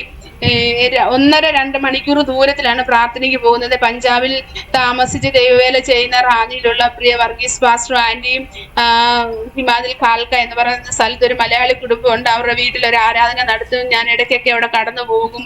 അങ്ങനെ ആ പാസ്റ്ററോട് ഞാൻ പ്രിയ വർഗീസ് പാസ്റ്ററോട് പറഞ്ഞു, പാസ്റ്റർ എനിക്ക് സ്നാനപ്പെടണമെന്ന് പറഞ്ഞപ്പോൾ പാസ്റ്ററിന് വളരെ സന്തോഷമായി. സ്നാനപ്പെടുത്താനൊക്കെ ഒരുങ്ങിയിരിക്കുന്ന സമയത്താണ് ആ പ്രാർത്ഥന നടത്തിക്കൊണ്ട് വീട്ടുകാർക്ക് പെട്ടെന്ന് നാട്ടിലേക്ക് കടന്നു വരേണ്ട എന്തോ അത്യാവശ്യമുണ്ട്, അവരിഞ്ഞ് പോന്നു കഴിഞ്ഞിട്ട് പിന്നെ ആ ആരാധനയില്ല അവിടെ. അങ്ങനെ ആ ഒരു ആരാധന അങ്ങ് മുറിഞ്ഞു പോയി. ആ സ്നാനപ്പെടാൻ ഒരുങ്ങിയില്ല. പക്ഷെ അന്നേരം നാട്ടിൽ നിന്നുള്ള വിവാഹത്തിന്റെ കാര്യം പറഞ്ഞ കോളുകളും ഇല്ലാതായി. അമ്മയുടെ അനിയത്തെയൊക്കെ വിളിക്കാതായി. അപ്പൊ എനിക്ക് മനസ്സിലിങ്ങനെ തോന്നി എന്തോ സംഭവിച്ചിട്ടുണ്ട്, കല്യാണത്തിൽ നിന്ന് അവരൊന്നി പിന്മാറി കാണും. അപ്പൊ ഈ ഒരു കല്യാണത്തിന് എന്നെ സമ്മതിപ്പിച്ച് ഒത്തിരി എന്നെ ഉപദേശിച്ചാണ് അമ്മ. ചർച്ചിലുള്ള ആന്റിമാരെ കൊണ്ടൊക്കെ വിളിപ്പിച്ചിട്ട് പറയും, വിവാഹം കഴിക്കാതെ ഒരു സ്ത്രീക്ക് ജീവിക്കാൻ പറ്റത്തില്ല, തന്നെ ജീവിക്കാൻ പറ്റത്തില്ല. അപ്പൊ എന്റെ ആ ഒരു തിളപ്പിന് തന്റെ അടുത്ത് ഞാൻ പറയും, ഒരു പെണ്ണിൽ തന്നെ ജീവിച്ചാലെന്താ, ഞാൻ ജീവിച്ച് കാണിക്കുമെന്നൊക്കെ ഇങ്ങനെ പറയും. എന്നാൽ എല്ലാം എന്നെ ഒത്തിരി ഉപദേശിക്കും. എന്റെ കൂടെ ഉള്ള വിവാഹം കഴിഞ്ഞ ഒരു കുഞ്ഞിന്റെ മാതാവ് ഒരു സ്നേഹിത എനിക്കുണ്ട്, ഞങ്ങളുടെ കൂടെ ജോലി ചെയ്യുന്നത് ചേച്ചി. എന്നോട് പലപ്പോഴും ഇങ്ങനെ പറയും, ജെസ്സി നീ ഇതൊക്കെ ഇപ്പോഴത്തെ പ്രായത്തിന്റെ എങ്ങനെ തോന്നുന്നത്, നീ ഒരു അമ്മയായി കഴിയുമ്പോഴേ അമ്മയുടെ വിഷമം നിനക്ക് മനസ്സിലാകത്തുള്ളൂ, നീ നിന്റെ അമ്മയുടെ വിഷമം മനസ്സിലാക്കണം, അതുകൊണ്ട് നീ നാട്ടിൽ പോകണം, വിവാഹത്തിന് സമ്മതിക്കണം എന്നൊക്കെ പറയും. അങ്ങനെയാണ് ഈ വിവാഹത്തിന് ഞാൻ മനസ്സ് വെച്ചിട്ട് സ്നാനപ്പെടാൻ ഒരുങ്ങിയത്. എന്നാലേ നാട്ടിൽ നിന്നുള്ള കോളുകൾ വരാതായപ്പോഴത്തേക്ക് എനിക്ക് തോന്നി എന്തോ പ്രശ്നമുണ്ടെന്ന്. പിന്നെ ഞാൻ അതിനെപ്പറ്റി അന്വേഷിക്കാൻ പോയില്ല. അങ്ങനെ 2008 എൻ്റെ അമ്മയ്ക്ക് യൂട്രസിന് ഒരു ഓപ്പറേഷൻ വേണം, അത്യാവശ്യം ഇമ്മീഡിയറ്റ് ആയിട്ട് ഓപ്പറേഷൻ ചെയ്യണം എന്ന് അമ്മയൊന്ന് വീണ് യൂട്രസിന് ഒരു ഇളക്കം തട്ടി. അതുകൊണ്ട് പെട്ടെന്ന് തന്നെ അത് ഓപ്പറേഷൻ ചെയ്ത് യൂട്രസ് റിമൂവ് ചെയ്യണമെന്ന് ഡോക്ടർ പറഞ്ഞ് അമ്മയെ ശുശ്രൂഷിക്കാൻ ആരുമില്ല. പെട്ടെന്ന് ഞാൻ നാട്ടിലേക്ക് കടന്നു വന്നു. നാട്ടിൽ വന്ന സമയത്താണ് അറിയുന്നത് എനിക്ക് വിവാഹം ആലോചിച്ച ഷിനു എന്ന പയ്യനെ അറ്റാക്കായിട്ട് ലോകത്തുനിന്ന് മാറ്റപ്പെട്ടെന്ന്. ഹൃദയവേദനയ്ക്ക് അപ്പുറം പിന്നെയും ഹൃദയവേദന. എനിക്ക് വളരെ ഷോക്കായി പോയ ഒരു സംഭവം. ഞാൻ ഷിനുവിനെ കണ്ടിട്ടില്ല, എന്നാല് വിവാഹം ആലോചിച്ചപ്പോ തന്നെ മരിച്ചു പോയത്. ഞാൻ പിന്നെ നിരാശയുടെ വക്കിലേക്ക് അങ്ങ് ആയിപ്പോയി. വേണ്ട, വിവാഹം വേണ്ട എന്നുള്ള ചിന്താഗതിയിലെ പിന്നെ ഉറച്ചൊരു തീരുമാനം എടുക്കാൻ ഇടയായി. ഞാൻ വിവാഹം കഴിക്കത്തില്ല എന്ന്. അങ്ങനെ ഞാൻ അമ്മയുടെ ഓപ്പറേഷനൊക്കെ കഴിഞ്ഞ് അമ്മയെ സംരക്ഷിച്ചു. നാട്ടിൽ നിൽക്കുന്ന സമയത്ത് 2009 ഡിസംബർ 30 അപ്പൊ നാട്ടിൽ വന്ന് സജീവമായിട്ട് ആരാധനയ്ക്ക് പോവുകയും പ്രാർത്ഥിക്കുകയും ഉപസിക്കുകയും ഒക്കെ ചെയ്ത്. ഇന്നലെ 2009 ഡിസംബർ 31 പ്രാർത്ഥന കഴിഞ്ഞ് കുറിവാക്യം കിട്ടിയത്. എനിക്ക് വിവാഹം വേണ്ട എന്ന ഉറച്ച തീരുമാനത്തിലെത്തിയ സമയത്ത് വാഗ്ദത്ത വാക്യം ഇങ്ങനെ കിട്ടി. യെശയ്യാ പ്രവചനം 44-ാം അധ്യായത്തിന്റെ 3-ാമത്തെ വാക്യം, നിന്റെ സന്താനത്തിൽ മേൽ എന്റെ അനുഗ്രഹത്തെ പകരുന്നു. എനിക്ക് വാക്യം വായിച്ചപ്പോൾ എന്ത് ചെയ്യണം, ദൈവത്തോട് എനിക്ക് ദേഷ്യവും എന്തോ ചെയ്യണമെന്ന് അറിയത്തില്ല. എനിക്ക് വിവാഹം വേണ്ടെന്ന് പറഞ്ഞപ്പോൾ ദൈവം താണ്ട പറയുന്നത് എനിക്ക് സന്തതികളെ തരുമെന്ന്. എനിക്ക് എന്തോ ചെയ്യണമെന്ന് അറിയത്തില്ല. ചർച്ചിനകത്ത് നിൽക്കുക. ഞാൻ പെട്ടെന്ന് വാക്യം ബൈബിളിനകത്തെടുത്ത് വെച്ചിട്ട് അവിടെ മുട്ടുകുത്തിയിരിക്കാൻ ഇടയില്ല. ഞാൻ വിവാഹം കഴിക്കത്തില്ല. ആര് പറഞ്ഞാൽ, ദൈവം പറഞ്ഞാൽ പോലും ഞാൻ അനുസരിക്കത്തില്ല. എനിക്ക് വിവാഹമേ വേണ്ട. അപ്പൊ ഞാൻ ജോലി ചെയ്ത് സമ്പാദിച്ച ആഭരണങ്ങളും കുറച്ച് പൈസ എല്ലാം എനിക്ക് സ്വന്തമായിട്ട് ഒരു അക്കൗണ്ട് ഇല്ലാത്തതുകൊണ്ട് എൻ്റെ രണ്ടാമത്തെ സഹോദരന്റെ അക്കൗണ്ടിലാണ്. യാതൊരു ദുസ്വഭാവങ്ങളും ഇല്ലാത്ത സഹോദരനായതുകൊണ്ട് പൂർണ്ണ വിശ്വാസത്തോടെ അവന്റെ അക്കൗണ്ടിലേക്ക് ഇട്ടുകൊടുത്തതും സ്വർണം എല്ലാം എൻ്റെ കൈ തന്നു വിടാൻ അമ്മയ്ക്ക് പേടിയായതുകൊണ്ട് ഇതെല്ലാം ഇവന്റെ ഭാഗത്തായിരുന്നു. എന്നാൽ ഇവനെ സഹോദരന് ഗൾഫിൽ പോകാനായിട്ട് സഹോദരനും അവന്റെ കൂട്ടുകാരനും കൂടെ ഒന്നിച്ച് പോകാനായിട്ട് തീരുമാനമെടുത്ത് കൂട്ടുകാരനാണ് ആദ്യം വിസ വന്നത്. അപ്പൊ അവനെ സഹായിക്കാൻ വേണ്ടിയിട്ട് എന്റെ സഹോദരി സ്വർണം വിറ്റ് ഈ പൈസയും എല്ലാം അവന്റെ സ്നേഹിതന് കൊടുക്കാനിടയായി. എന്നാൽ അതൊരു വിസ തട്ടിപ്പിന്റെ ഒരു ഇതായിരുന്നു. അത്രയും പണവും സ്വർണവും എല്ലാം നഷ്ടപ്പെട്ട ആ സഹോദരനാണ് അവിടെ ജയിലിലുമായി. അങ്ങനെ പിന്നെ നമുക്ക് ജയിലിൽ കിടക്കുന്ന ഒരാളോട് നമ്മുടെ സമ്പത്ത് എങ്ങനെ തിരികെ തരണം നമുക്ക് ചോദിക്കാൻ പറ്റത്തില്ല. കാരണം അവരുടെ മാതാപിതാക്കളുടെ വിഷയം ഹിന്ദു ബാക്ക്ഗ്രൗണ്ട് ആണെങ്കിലും മനുഷ്യരല്ലേ, അവരുടെ വിഷമം നമ്മൾ മനസ്സിലാക്കണമല്ലോ. അപ്പൊ ഇന്ന് വരെ അത് ചോദിച്ചിട്ടില്ല, അത് അങ്ങനെ അങ്ങ് പോയി. അപ്പൊ ഞാൻ വലിയ ആഡംബരത്തോടെ എടുത്തു വെച്ചിരുന്ന എന്റെ ആഭരണങ്ങളെല്ലാം അങ്ങ് പോയി. അത് പിന്നെയും പിന്നെയും പിന്നെയും ദൈവസന്നിധി എന്നെ അകറ്റുവാനിടയായി. എന്റെ ജീവിതത്തിൽ ഇങ്ങനെ പരാജയങ്ങൾ ഒന്ന് പച്ച പിടിച്ചു വരുമ്പോൾ പിന്നെയും പടുകുഴിയിലേക്ക് പോകുന്ന ഒരവസ്ഥ. അങ്ങനെ ഇരിക്കുമ്പോഴാണ് ഈ ഒരു വാഗ്ദത്ത വചനങ്ങളിലൂടെ എന്നെ കൈ കിട്ടുന്നത്. അപ്പോഴും എനിക്ക് വല്ലാത്ത വെറുപ്പും, എന്നോട് തന്നെ എന്തോ ഒരു ജന്മമാണ്, ഒരു ഉയർച്ചയില്ല, ഒരു സാമ്പത്തികമായ ഒരു ഉന്നതികളില്ല. അങ്ങനെ എനിക്ക് തന്നെ നിരാശ തോന്നിയില്ല, ഞാൻ വിവാഹം കഴിക്കത്തില്ല. ഈ വചനം പെട്ടെന്ന് ഞാൻ വാക്യം കാർഡ് ബൈബിളിനകത്ത് വെച്ചു. ഞാൻ പിറ്റേ ദിവസം വീട്ടിൽ പോകാനിടയായി. അങ്ങനെ ആ 2010 ജനുവരി 3-ാം തീയതി എന്റെ ഹസ്ബൻഡ് പ്രിയ പാസ്റ്റർ മാതാപിതാക്കളൊക്കെ എന്നെ, മാതാവും സ്നേഹിതനും കൂടെ എന്നെ പെണ്ണ് കാണാൻ വന്നു. ചെറുക്കനും പെണ്ണിനും ഒക്കെ അങ്ങോട്ട് ഇഷ്ടപ്പെട്ടു. അത് കഴിഞ്ഞ് 10-ാം തീയതി അവരുടെ വീട്ടിലേക്ക് ക്ഷണിച്ചു. 10-ാം തീയതി എന്റെ വീട്ടിൽ നിന്ന് എന്റെ പ്രിയ പിതാവും സഹോദരങ്ങളും വേണ്ടപ്പെട്ടവരെല്ലാം പയ്യന്റെ ഭവനത്തിലേക്ക് കടന്നു പോയിട്ട് തിരിച്ചു വരുന്നത് മാർച്ചിലേക്ക് വിവാഹം എന്ന് പറഞ്ഞുകൊണ്ടാണ്. ആ വലിയ സംസാരത്തിൽ അങ്ങോട്ടും ഇങ്ങോട്ടും ഇഷ്ടപ്പെട്ട് പെട്ടെന്ന് തന്നെ വിവാഹം ക്രമീകരിക്കാൻ ഇടയായി. എന്നാല് അത്ഭുതം എന്ന് പറയട്ടെ, എനിക്ക് അത്ഭുതത്തിന്റെ വഴിയിൽ 5 രൂപ പോലും കയ്യിലില്ലാതിരുന്ന സമയത്ത് മാർച്ച് 22-ാം തീയതി 2010 മാർച്ച് 22-ാം തീയതി ദേശ അത്ഭുതം കൂർമാർ എന്റെ വിവാഹം നടക്കുവാനിടയായി. സ്തോത്രം. എന്റെ അമ്മ അതിന്റെ ഒരു പിന്നെ ഞാൻ വിവാഹം നടക്കണമേ എന്ന് പ്രാർത്ഥിക്കാൻ കാരണം അതുവരെ വിവാഹം വേണ്ട എന്ന് ഉറച്ച തീരുമാനം എടുത്ത ഞാൻ എന്റെ ഹൃദയത്തിൽ മറ്റൊരു വിശ്വാസം വരുന്നത് എനിക്ക് ഇഷ്ടമല്ല. അങ്ങനെ ഒരു സംഭവം എന്റെ ജീവിതത്തിലുണ്ടായി.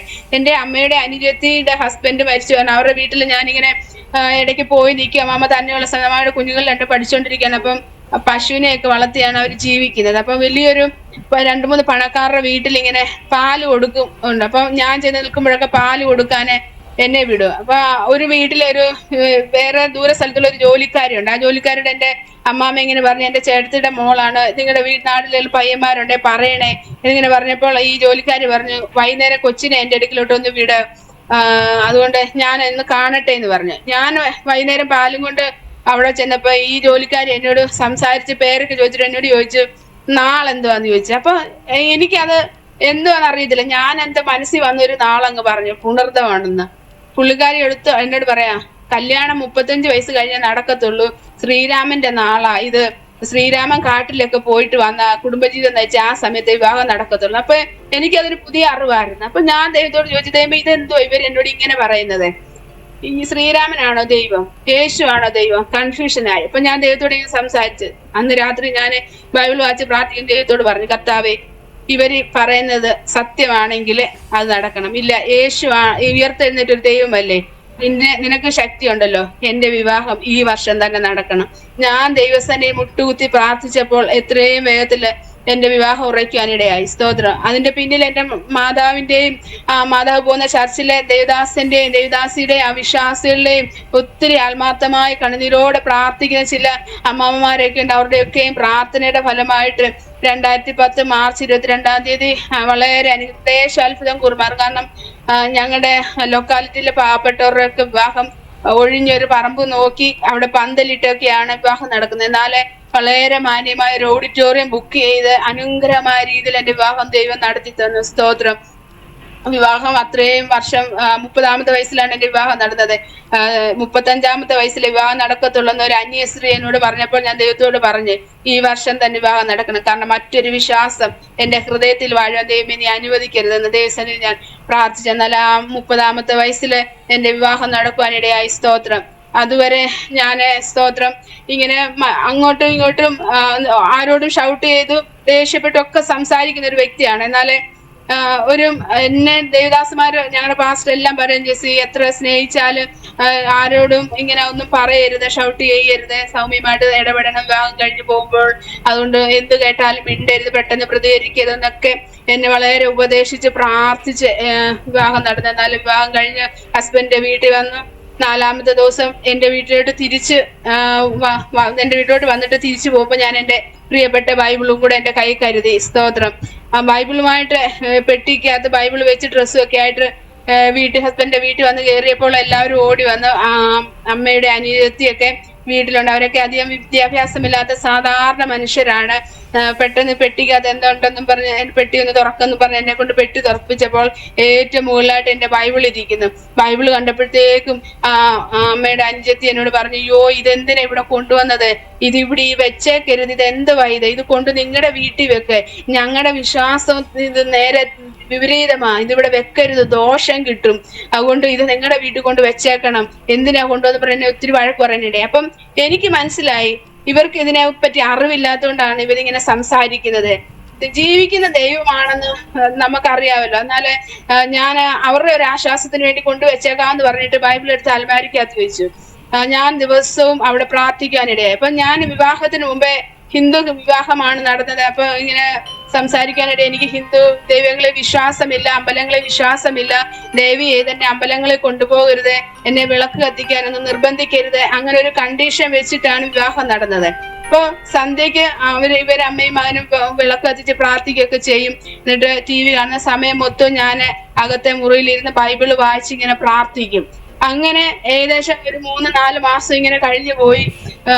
4 മാസമായപ്പോഴത്തേക്കും എന്നും അമ്മ വിളിച്ച് സംസാരിക്കും, പാസ്റ്ററൊക്കെ വിളിച്ച് സംസാരിക്കും. അപ്പൊ ഇങ്ങനെ ഹിന്ദു ഒരു വിവാഹം ഉറച്ചപ്പോഴേ ഞാൻ ദേവദാസിനോട് ചോദിച്ചു, പാസ്റ്റർ ഇങ്ങനെ എന്തോ ചെയ്യണം എന്ന് പറഞ്ഞപ്പോൾ പാസ്റ്റർ പറഞ്ഞു, ജെസ്സി ഏജ് ഓവർ ആകുന്നു, ഇവര് ഡൗറി ഒന്നും ചോദിച്ചിട്ടില്ല, അതുകൊണ്ട് വിവാഹത്തിന് സമ്മതിക്ക്, ഞങ്ങൾ പ്രാർത്ഥിച്ചോളാം. ഡൗറിയുടെ പ്രശ്നത്തിലാണ് ഒത്തിരി വിവാഹം മാറിപ്പോയത്, അതുകൊണ്ട് ജെസ്സി വിവാഹത്തിന് സമ്മതിച്ചു, ഞങ്ങൾ പ്രാർത്ഥിച്ചോളാം എന്ന് എനിക്കൊരു ഉറപ്പും തന്നു.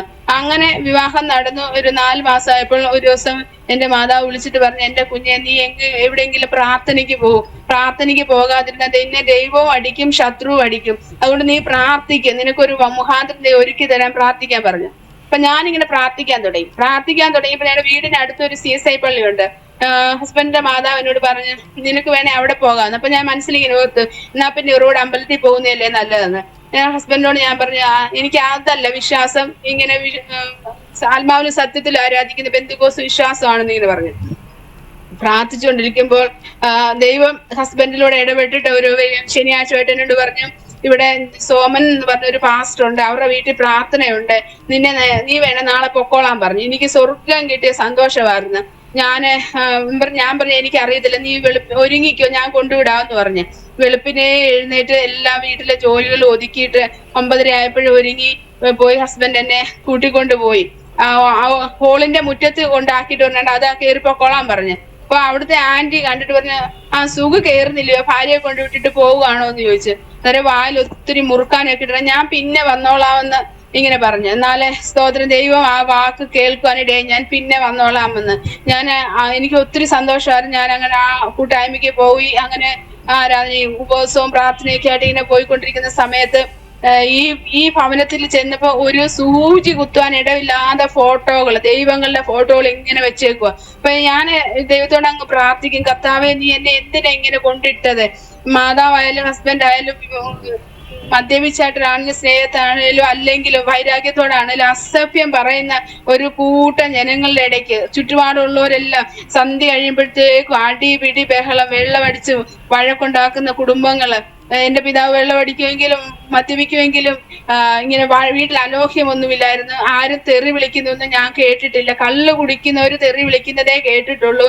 എന്നാലേ വല്ലാത്തൊരു അന്തരീക്ഷത്തിലേക്ക് ചുറ്റുപാടുള്ള കുഞ്ഞുങ്ങളടക്കം അസഭ്യം പറയുന്നതും തമാശനും അസഭ്യം സംബോധന ചെയ്യുന്നതും ഒക്കെ ഇങ്ങനെ കേട്ട് എന്നെ ഹൃദയം വല്ലാതെ വേദനിച്ചു. അപ്പൊ ഞാൻ ദൈവത്തോട് സംസാരിച്ചു, എന്റെ കർത്താവ് ഇത്രയും നാളും എനിക്കൊരു വിവാഹം നടക്കാതിരുന്നിട്ട് ഇപ്പൊ നീ എനിക്കൊരു വിവാഹം നടന്ന ഈ അവസ്ഥയിൽ എന്നെ കൊണ്ടിട്ടല്ലോ എന്ന് ദൈവത്തോട് ചോദിച്ചപ്പോ ദൈവം എന്നോട് പറഞ്ഞു, ഞാൻ നിന്നെ സിംഹങ്ങളുടെ ഇടയിലേക്കാണ് അയച്ചിരിക്കുന്നത്, നീ ശക്തമായിട്ട് പ്രാർത്ഥിക്കാൻ പറഞ്ഞു. അങ്ങനെ ഞാൻ പ്രാർത്ഥിച്ച് ആരാധനയ്ക്ക് കടന്നുപോയി.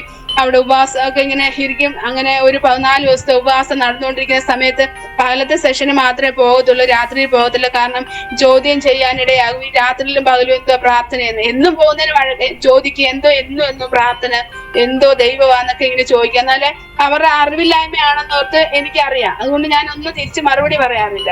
അങ്ങനെ ഒരു ദിവസം 7 ദിവസം ഉപവാസം, 14 ദിവസം ഉപവാസം തീരുന്നതിന്റെ തലേ ദിവസം ശനിയാഴ്ച പകല് പ്രാർത്ഥന കഴിഞ്ഞ് ഇങ്ങനെ വന്നു. അപ്പൊ ഞാൻ ഈ വിഗ്രഹങ്ങളെ കണ്ടിട്ട് ഞാൻ ദൈവത്തോട് പറയാം, കർത്താവ് ഇത് വെച്ചവരെ കൊണ്ട് എടുപ്പിക്കണമേ, ഞാൻ ചെന്നെടുക്കുമ്പോൾ അവർക്ക് ആർക്കും ഇഷ്ടപ്പെടത്തില്ല, അതുകൊണ്ട് നീ ഇത് ആര് വെച്ച് അവരെ കൊണ്ട് എടുപ്പിക്കണേ, ഞാൻ താമസിക്കുന്ന വീട്ടിൽ ഇതൊന്നും വേണ്ടാന്ന് ഇങ്ങനെ ശക്തമായിട്ട് പ്രാർത്ഥിക്കും.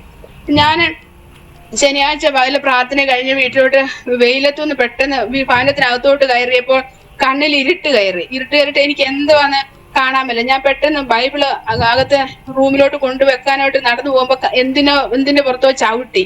ഞാൻ പെട്ടെന്ന് ബൈബിൾ അവിടെ വെച്ചിട്ട് വന്ന കഥ ശരിക്കും തുറന്നിട്ട് ലൈറ്റ് ഇട്ട് നോക്കുമ്പോൾ ഒരു കൃഷ്ണ വിഗ്രഹം ഞങ്ങളുടെ റൂമിൽ തന്നെ ഇരിപ്പുണ്ടായിരുന്നു.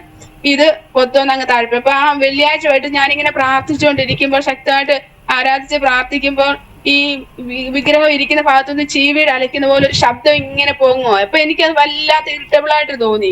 ഞാൻ ഇതിന് കണ്ണ് തുറന്ന് ചുറ്റും നോക്കി, ഒന്നും കാണുന്നില്ല, പ്രാർത്ഥിക്കാനും പറ്റുന്നില്ല. അപ്പൊ ഹൃദയത്തിൽ ഇങ്ങനെ ആരോ സംസാരിച്ചു, ശക്തമായിട്ട് ആരാധിക്കും, പ്രാർത്ഥിക്കുന്നു. അന്ന് സ്നാനപ്പെട്ടിട്ടില്ല, അഭിഷേകം പ്രാപിച്ചിട്ടില്ല, നാളെ ശക്തമായിട്ട് ഹല്ലേലൂയ സ്തോത്രം, യേശുവിന്റെ രക്തത്താൽ ജയം, ഇത് പറഞ്ഞ് അങ്ങ് ശക്തമായിട്ട് ആരാധിക്കാൻ തുടങ്ങി. ആരാധിച്ചപ്പോൾ ഈ സൗണ്ട് പയ്യെ മുറിക്ക് വെളിയിലോട്ട് പോകുന്ന കുറെ ദൂരം വരെ മാറിപ്പോകുന്ന ഒരു ഫീലിംഗ് എനിക്കുണ്ടായി. പിന്നെ ഒന്നും ആ ശബ്ദം കേൾക്കാനില്ല. അങ്ങനെ ഞാൻ പ്രാർത്ഥിച്ച് കയറി കിടന്നു. പിറ്റേ ദിവസം ശനിയാഴ്ച ഉപവാസം പ്രാർത്ഥന കഴിഞ്ഞ് ഉച്ചയ്ക്ക് വരുമ്പോഴാണ് ഈ വിഗ്രഹം ഇങ്ങനെ താഴെ പോയി കിടക്കുന്ന കാണാനിടയായത്. അപ്പൊ ഞാൻ അറിയാതെ ചവിട്ടി നോക്കുമ്പോ പെട്ടെന്ന് ഞാൻ ഓടി. എന്റെ ഹൃദയത്തിൽ ഇങ്ങനെ വന്നു, ദാഗോന്റെ ക്ഷേത്രത്തിൽ ദൈവത്തിന്റെ പെട്ടകം കൊണ്ടുവച്ചപ്പോൾ ദാഗോൻ വീണ് കിടന്നതുപോലെ ഇതിന്റെ ശക്തി പുറപ്പെട്ടു പോയല്ലോ എന്നോർത്ത് ദൈവത്തെ സ്തുതിച്ച് ഞാൻ അമ്മയോട് പറഞ്ഞു, അമ്മ ഇന്നതുപോലെ താഴെ കിടക്കുന്നത് പറഞ്ഞു. അമ്മ ഓടി വന്ന് വളരെ ഭക്തിയോടെ എടുത്തു വെച്ച് മുറിക്ക് വെള്ളം ഇറങ്ങുമ്പോ പിന്നെ ഇത് താഴെ പോകും. അങ്ങനെ എത്ര പ്രാവശ്യം എടുത്തു വെക്കും അത്രയും പ്രാവശ്യം ഇതങ്ങ് താഴെ പോകും. ഒരു ദിവസം 3 മണിക്ക് ഞങ്ങള് വൈകിട്ട് ചായ കുടിച്ചുകൊണ്ടിരിക്കുമ്പോൾ സഹോദരന്റെ മകൾ 12 വയസ്സുള്ള മകള് ഇങ്ങോട്ട് കയറി വന്നപ്പോഴത്തേക്ക് ഇത് പൊത്തോന്ന് താഴെ പോയി. അമ്മ ഓടിച്ചെന്നിട്ട് ഇത് എടുത്തിട്ട് ഈ മകളുടെ കൊടുത്തിട്ട് ഇന്നാടി നീ കൊണ്ടുപോക്കോ എന്ന് പറഞ്ഞ് കൊടുക്കാനിടയായി. ഞാൻ ദൈവത്തിന്റെ മനസ്സിൽ ഇങ്ങനെ 1000 നന്ദി പറഞ്ഞു. ഞാൻ ദൈവസ്ഥാനിൽ പ്രാർത്ഥിക്കും, കർത്താവെ വെച്ചവരെ കൊണ്ട് എടുപ്പിക്കണമേ, വെച്ചവരെ കൊണ്ട്. ആ വെച്ചവര് തന്നെ അതെടുത്ത് അതിന്റെ ശക്തി വിട്ടുപോയി.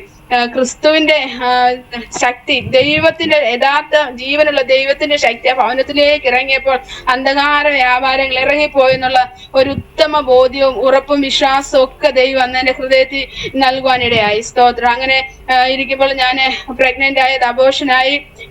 അങ്ങനെ എനിക്കറിയാം, ദൈവം എത്രയൊക്കെ വൈദ്യന്മാരെ കണ്ടാലും ദൈവം നൽകാതെ ഒരു കുഞ്ഞിനെ എനിക്ക് ലഭിക്കില്ല എന്നുള്ളൊരു പൂർണ്ണ വിശ്വാസം എന്റെ ഹൃദയത്തിലുണ്ടായി.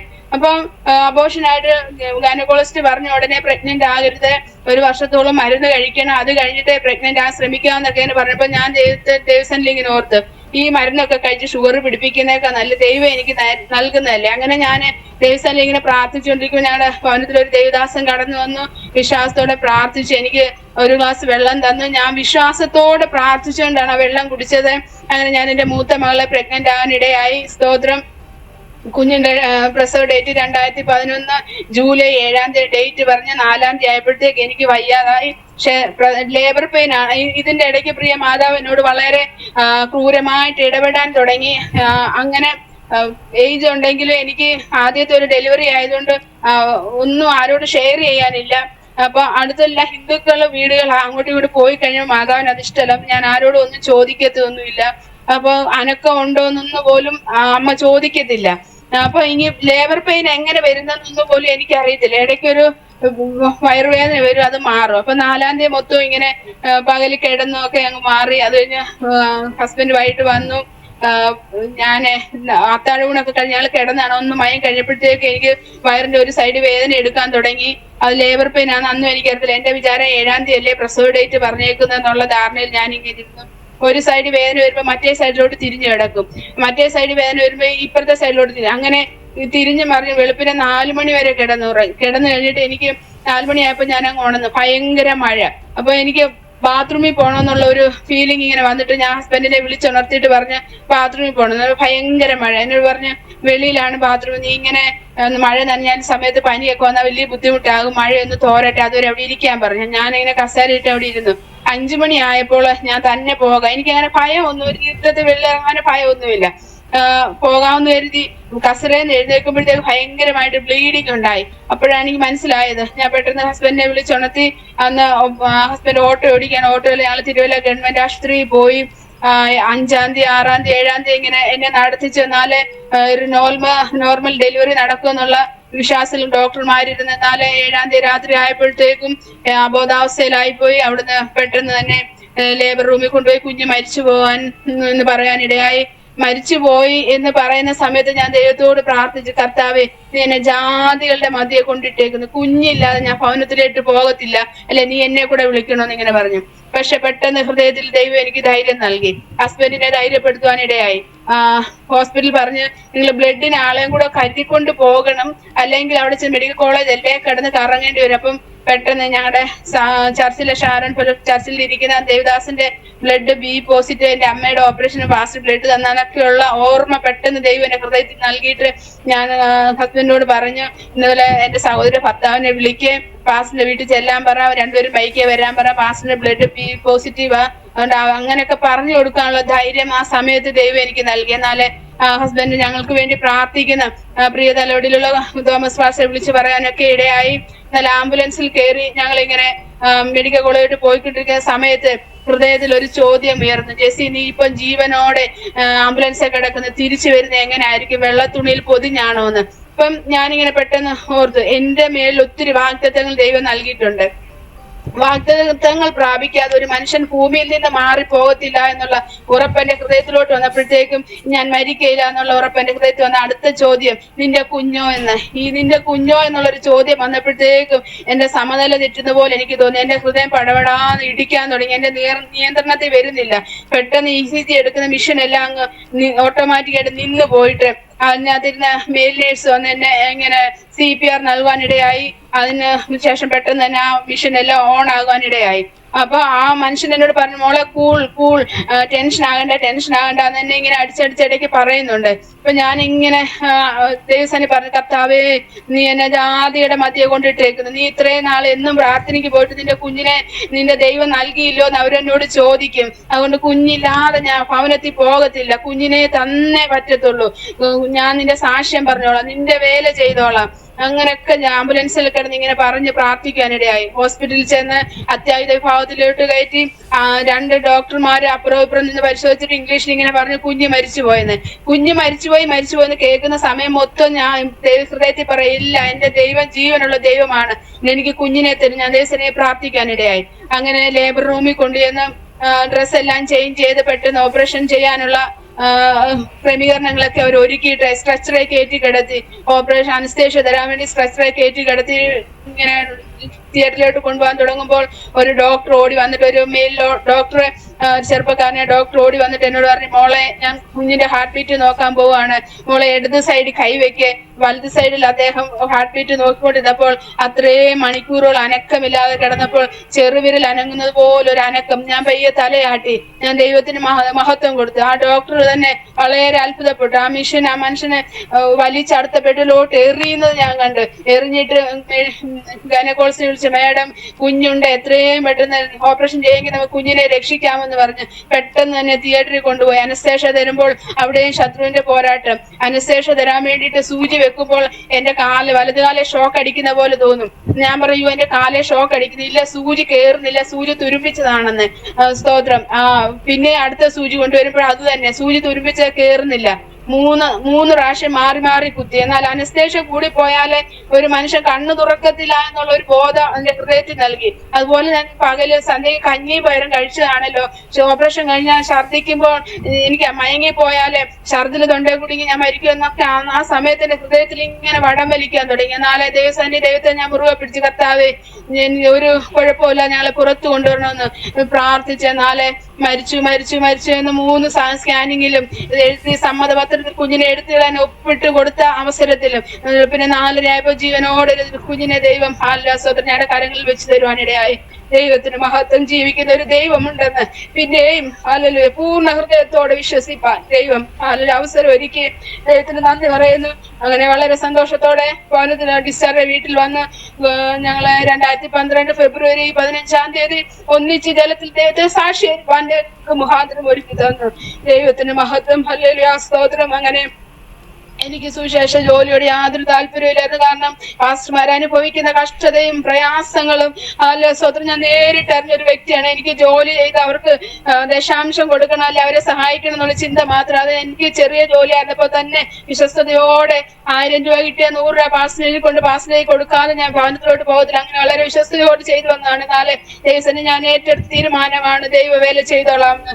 എന്നാലേ സ്വതന്ത്രം എനിക്ക് അതിനോട് പിന്നെയും താല്പര്യമില്ല. അതുകൊണ്ട് ഞാൻ ദൈവസന്നിധി പറയും, കർത്താവേ എങ്ങനെ ദൈവവേല ചെയ്യുന്നത്? എനിക്ക് വിദ്യാഭ്യാസമില്ല, എനിക്ക് പാടാൻ കഴിവില്ല, എനിക്ക് പ്രസംഗിക്കാൻ കഴിവില്ല, ഞങ്ങൾക്ക് തിരിച്ചറിവില്ല, ഞങ്ങൾ എങ്ങനെ ദൈവവേല ചെയ്യും? എനിക്ക് മുൻകോപമാണ്, ഹസ്ബൻഡിന് മുൻകോപമാണ്, ഞങ്ങൾ എങ്ങനെ ദൈവവേല ചെയ്യും? വിശുദ്ധ ഒരു ജീവിതം നയിക്കുന്നവർക്ക് മാത്രമല്ലേ ഉള്ളൂ ദൈവം. അങ്ങനെ കുറെ ഇങ്ങനെ ചിന്തകൾ എന്റെ ഹൃദയത്തിൽ വന്ന് ഇങ്ങനെ പ്രാർത്ഥിച്ചുകൊണ്ടിരുന്ന നാളെ പ്രിയ ദേവദാസൻ ഹസ്ബൻഡ് കോളേജിൽ പഠിക്കുവാൻ ദൈവം മുഖാന്തരം ഒരുക്കി. 2ാമത്തെ വർഷം പഠിക്കുമ്പോൾ മൂത്ത മകൾക്ക് 1.5 വയസ്സായപ്പോൾ ഞാൻ വീണ്ടും പ്രഗ്നന്റ് ആയി. അത് ഏകദേശം 6 മാസം ആയപ്പോൾ ഡിയാൻസ് ചെയ്യേണ്ട അവസ്ഥ, എനിക്ക് ചെറിയ ബ്ലീഡിങ് ഉണ്ടായി. പെട്ടെന്ന് ഹോസ്പിറ്റലിൽ കടന്നു പോയപ്പോഴത്തേക്കും എടുത്തുവയ്ക്കടുത്ത് പച്ച എന്നുള്ള ഒരു ലൂത്ത് മത ഹോസ്പിറ്റലിലെ സിസ്റ്റേഴ്സ് ആണ്, അവിടുത്തെ ഡോക്ടർമാര് കന്യാസ്ത്രീകളാണ് ഡോക്ടർമാരെ.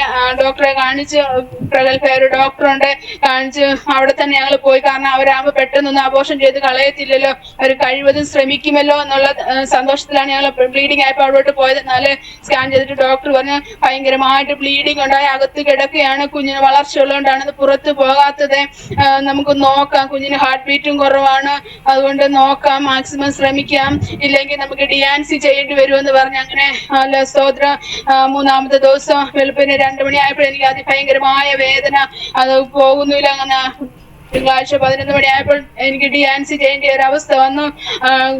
കുഞ്ഞിനെ ഒരു ആൺകുഞ്ഞായിരുന്നു, സിസ്റ്റർമാരുകൊണ്ട് കാണിക്കാനിടയായി. സ്തോത്രം വളരെ ഹൃദയവേദനയോടെ ഞങ്ങൾ വീണ്ടും ഭവനത്തിലേക്ക് മടങ്ങി വരാനിടയായി. എന്നാലേ ഒരു ജനുവരി 26-ാം തീയതി ആയിരുന്നു എനിക്ക് ഡിയാൻസി ചെയ്തത്.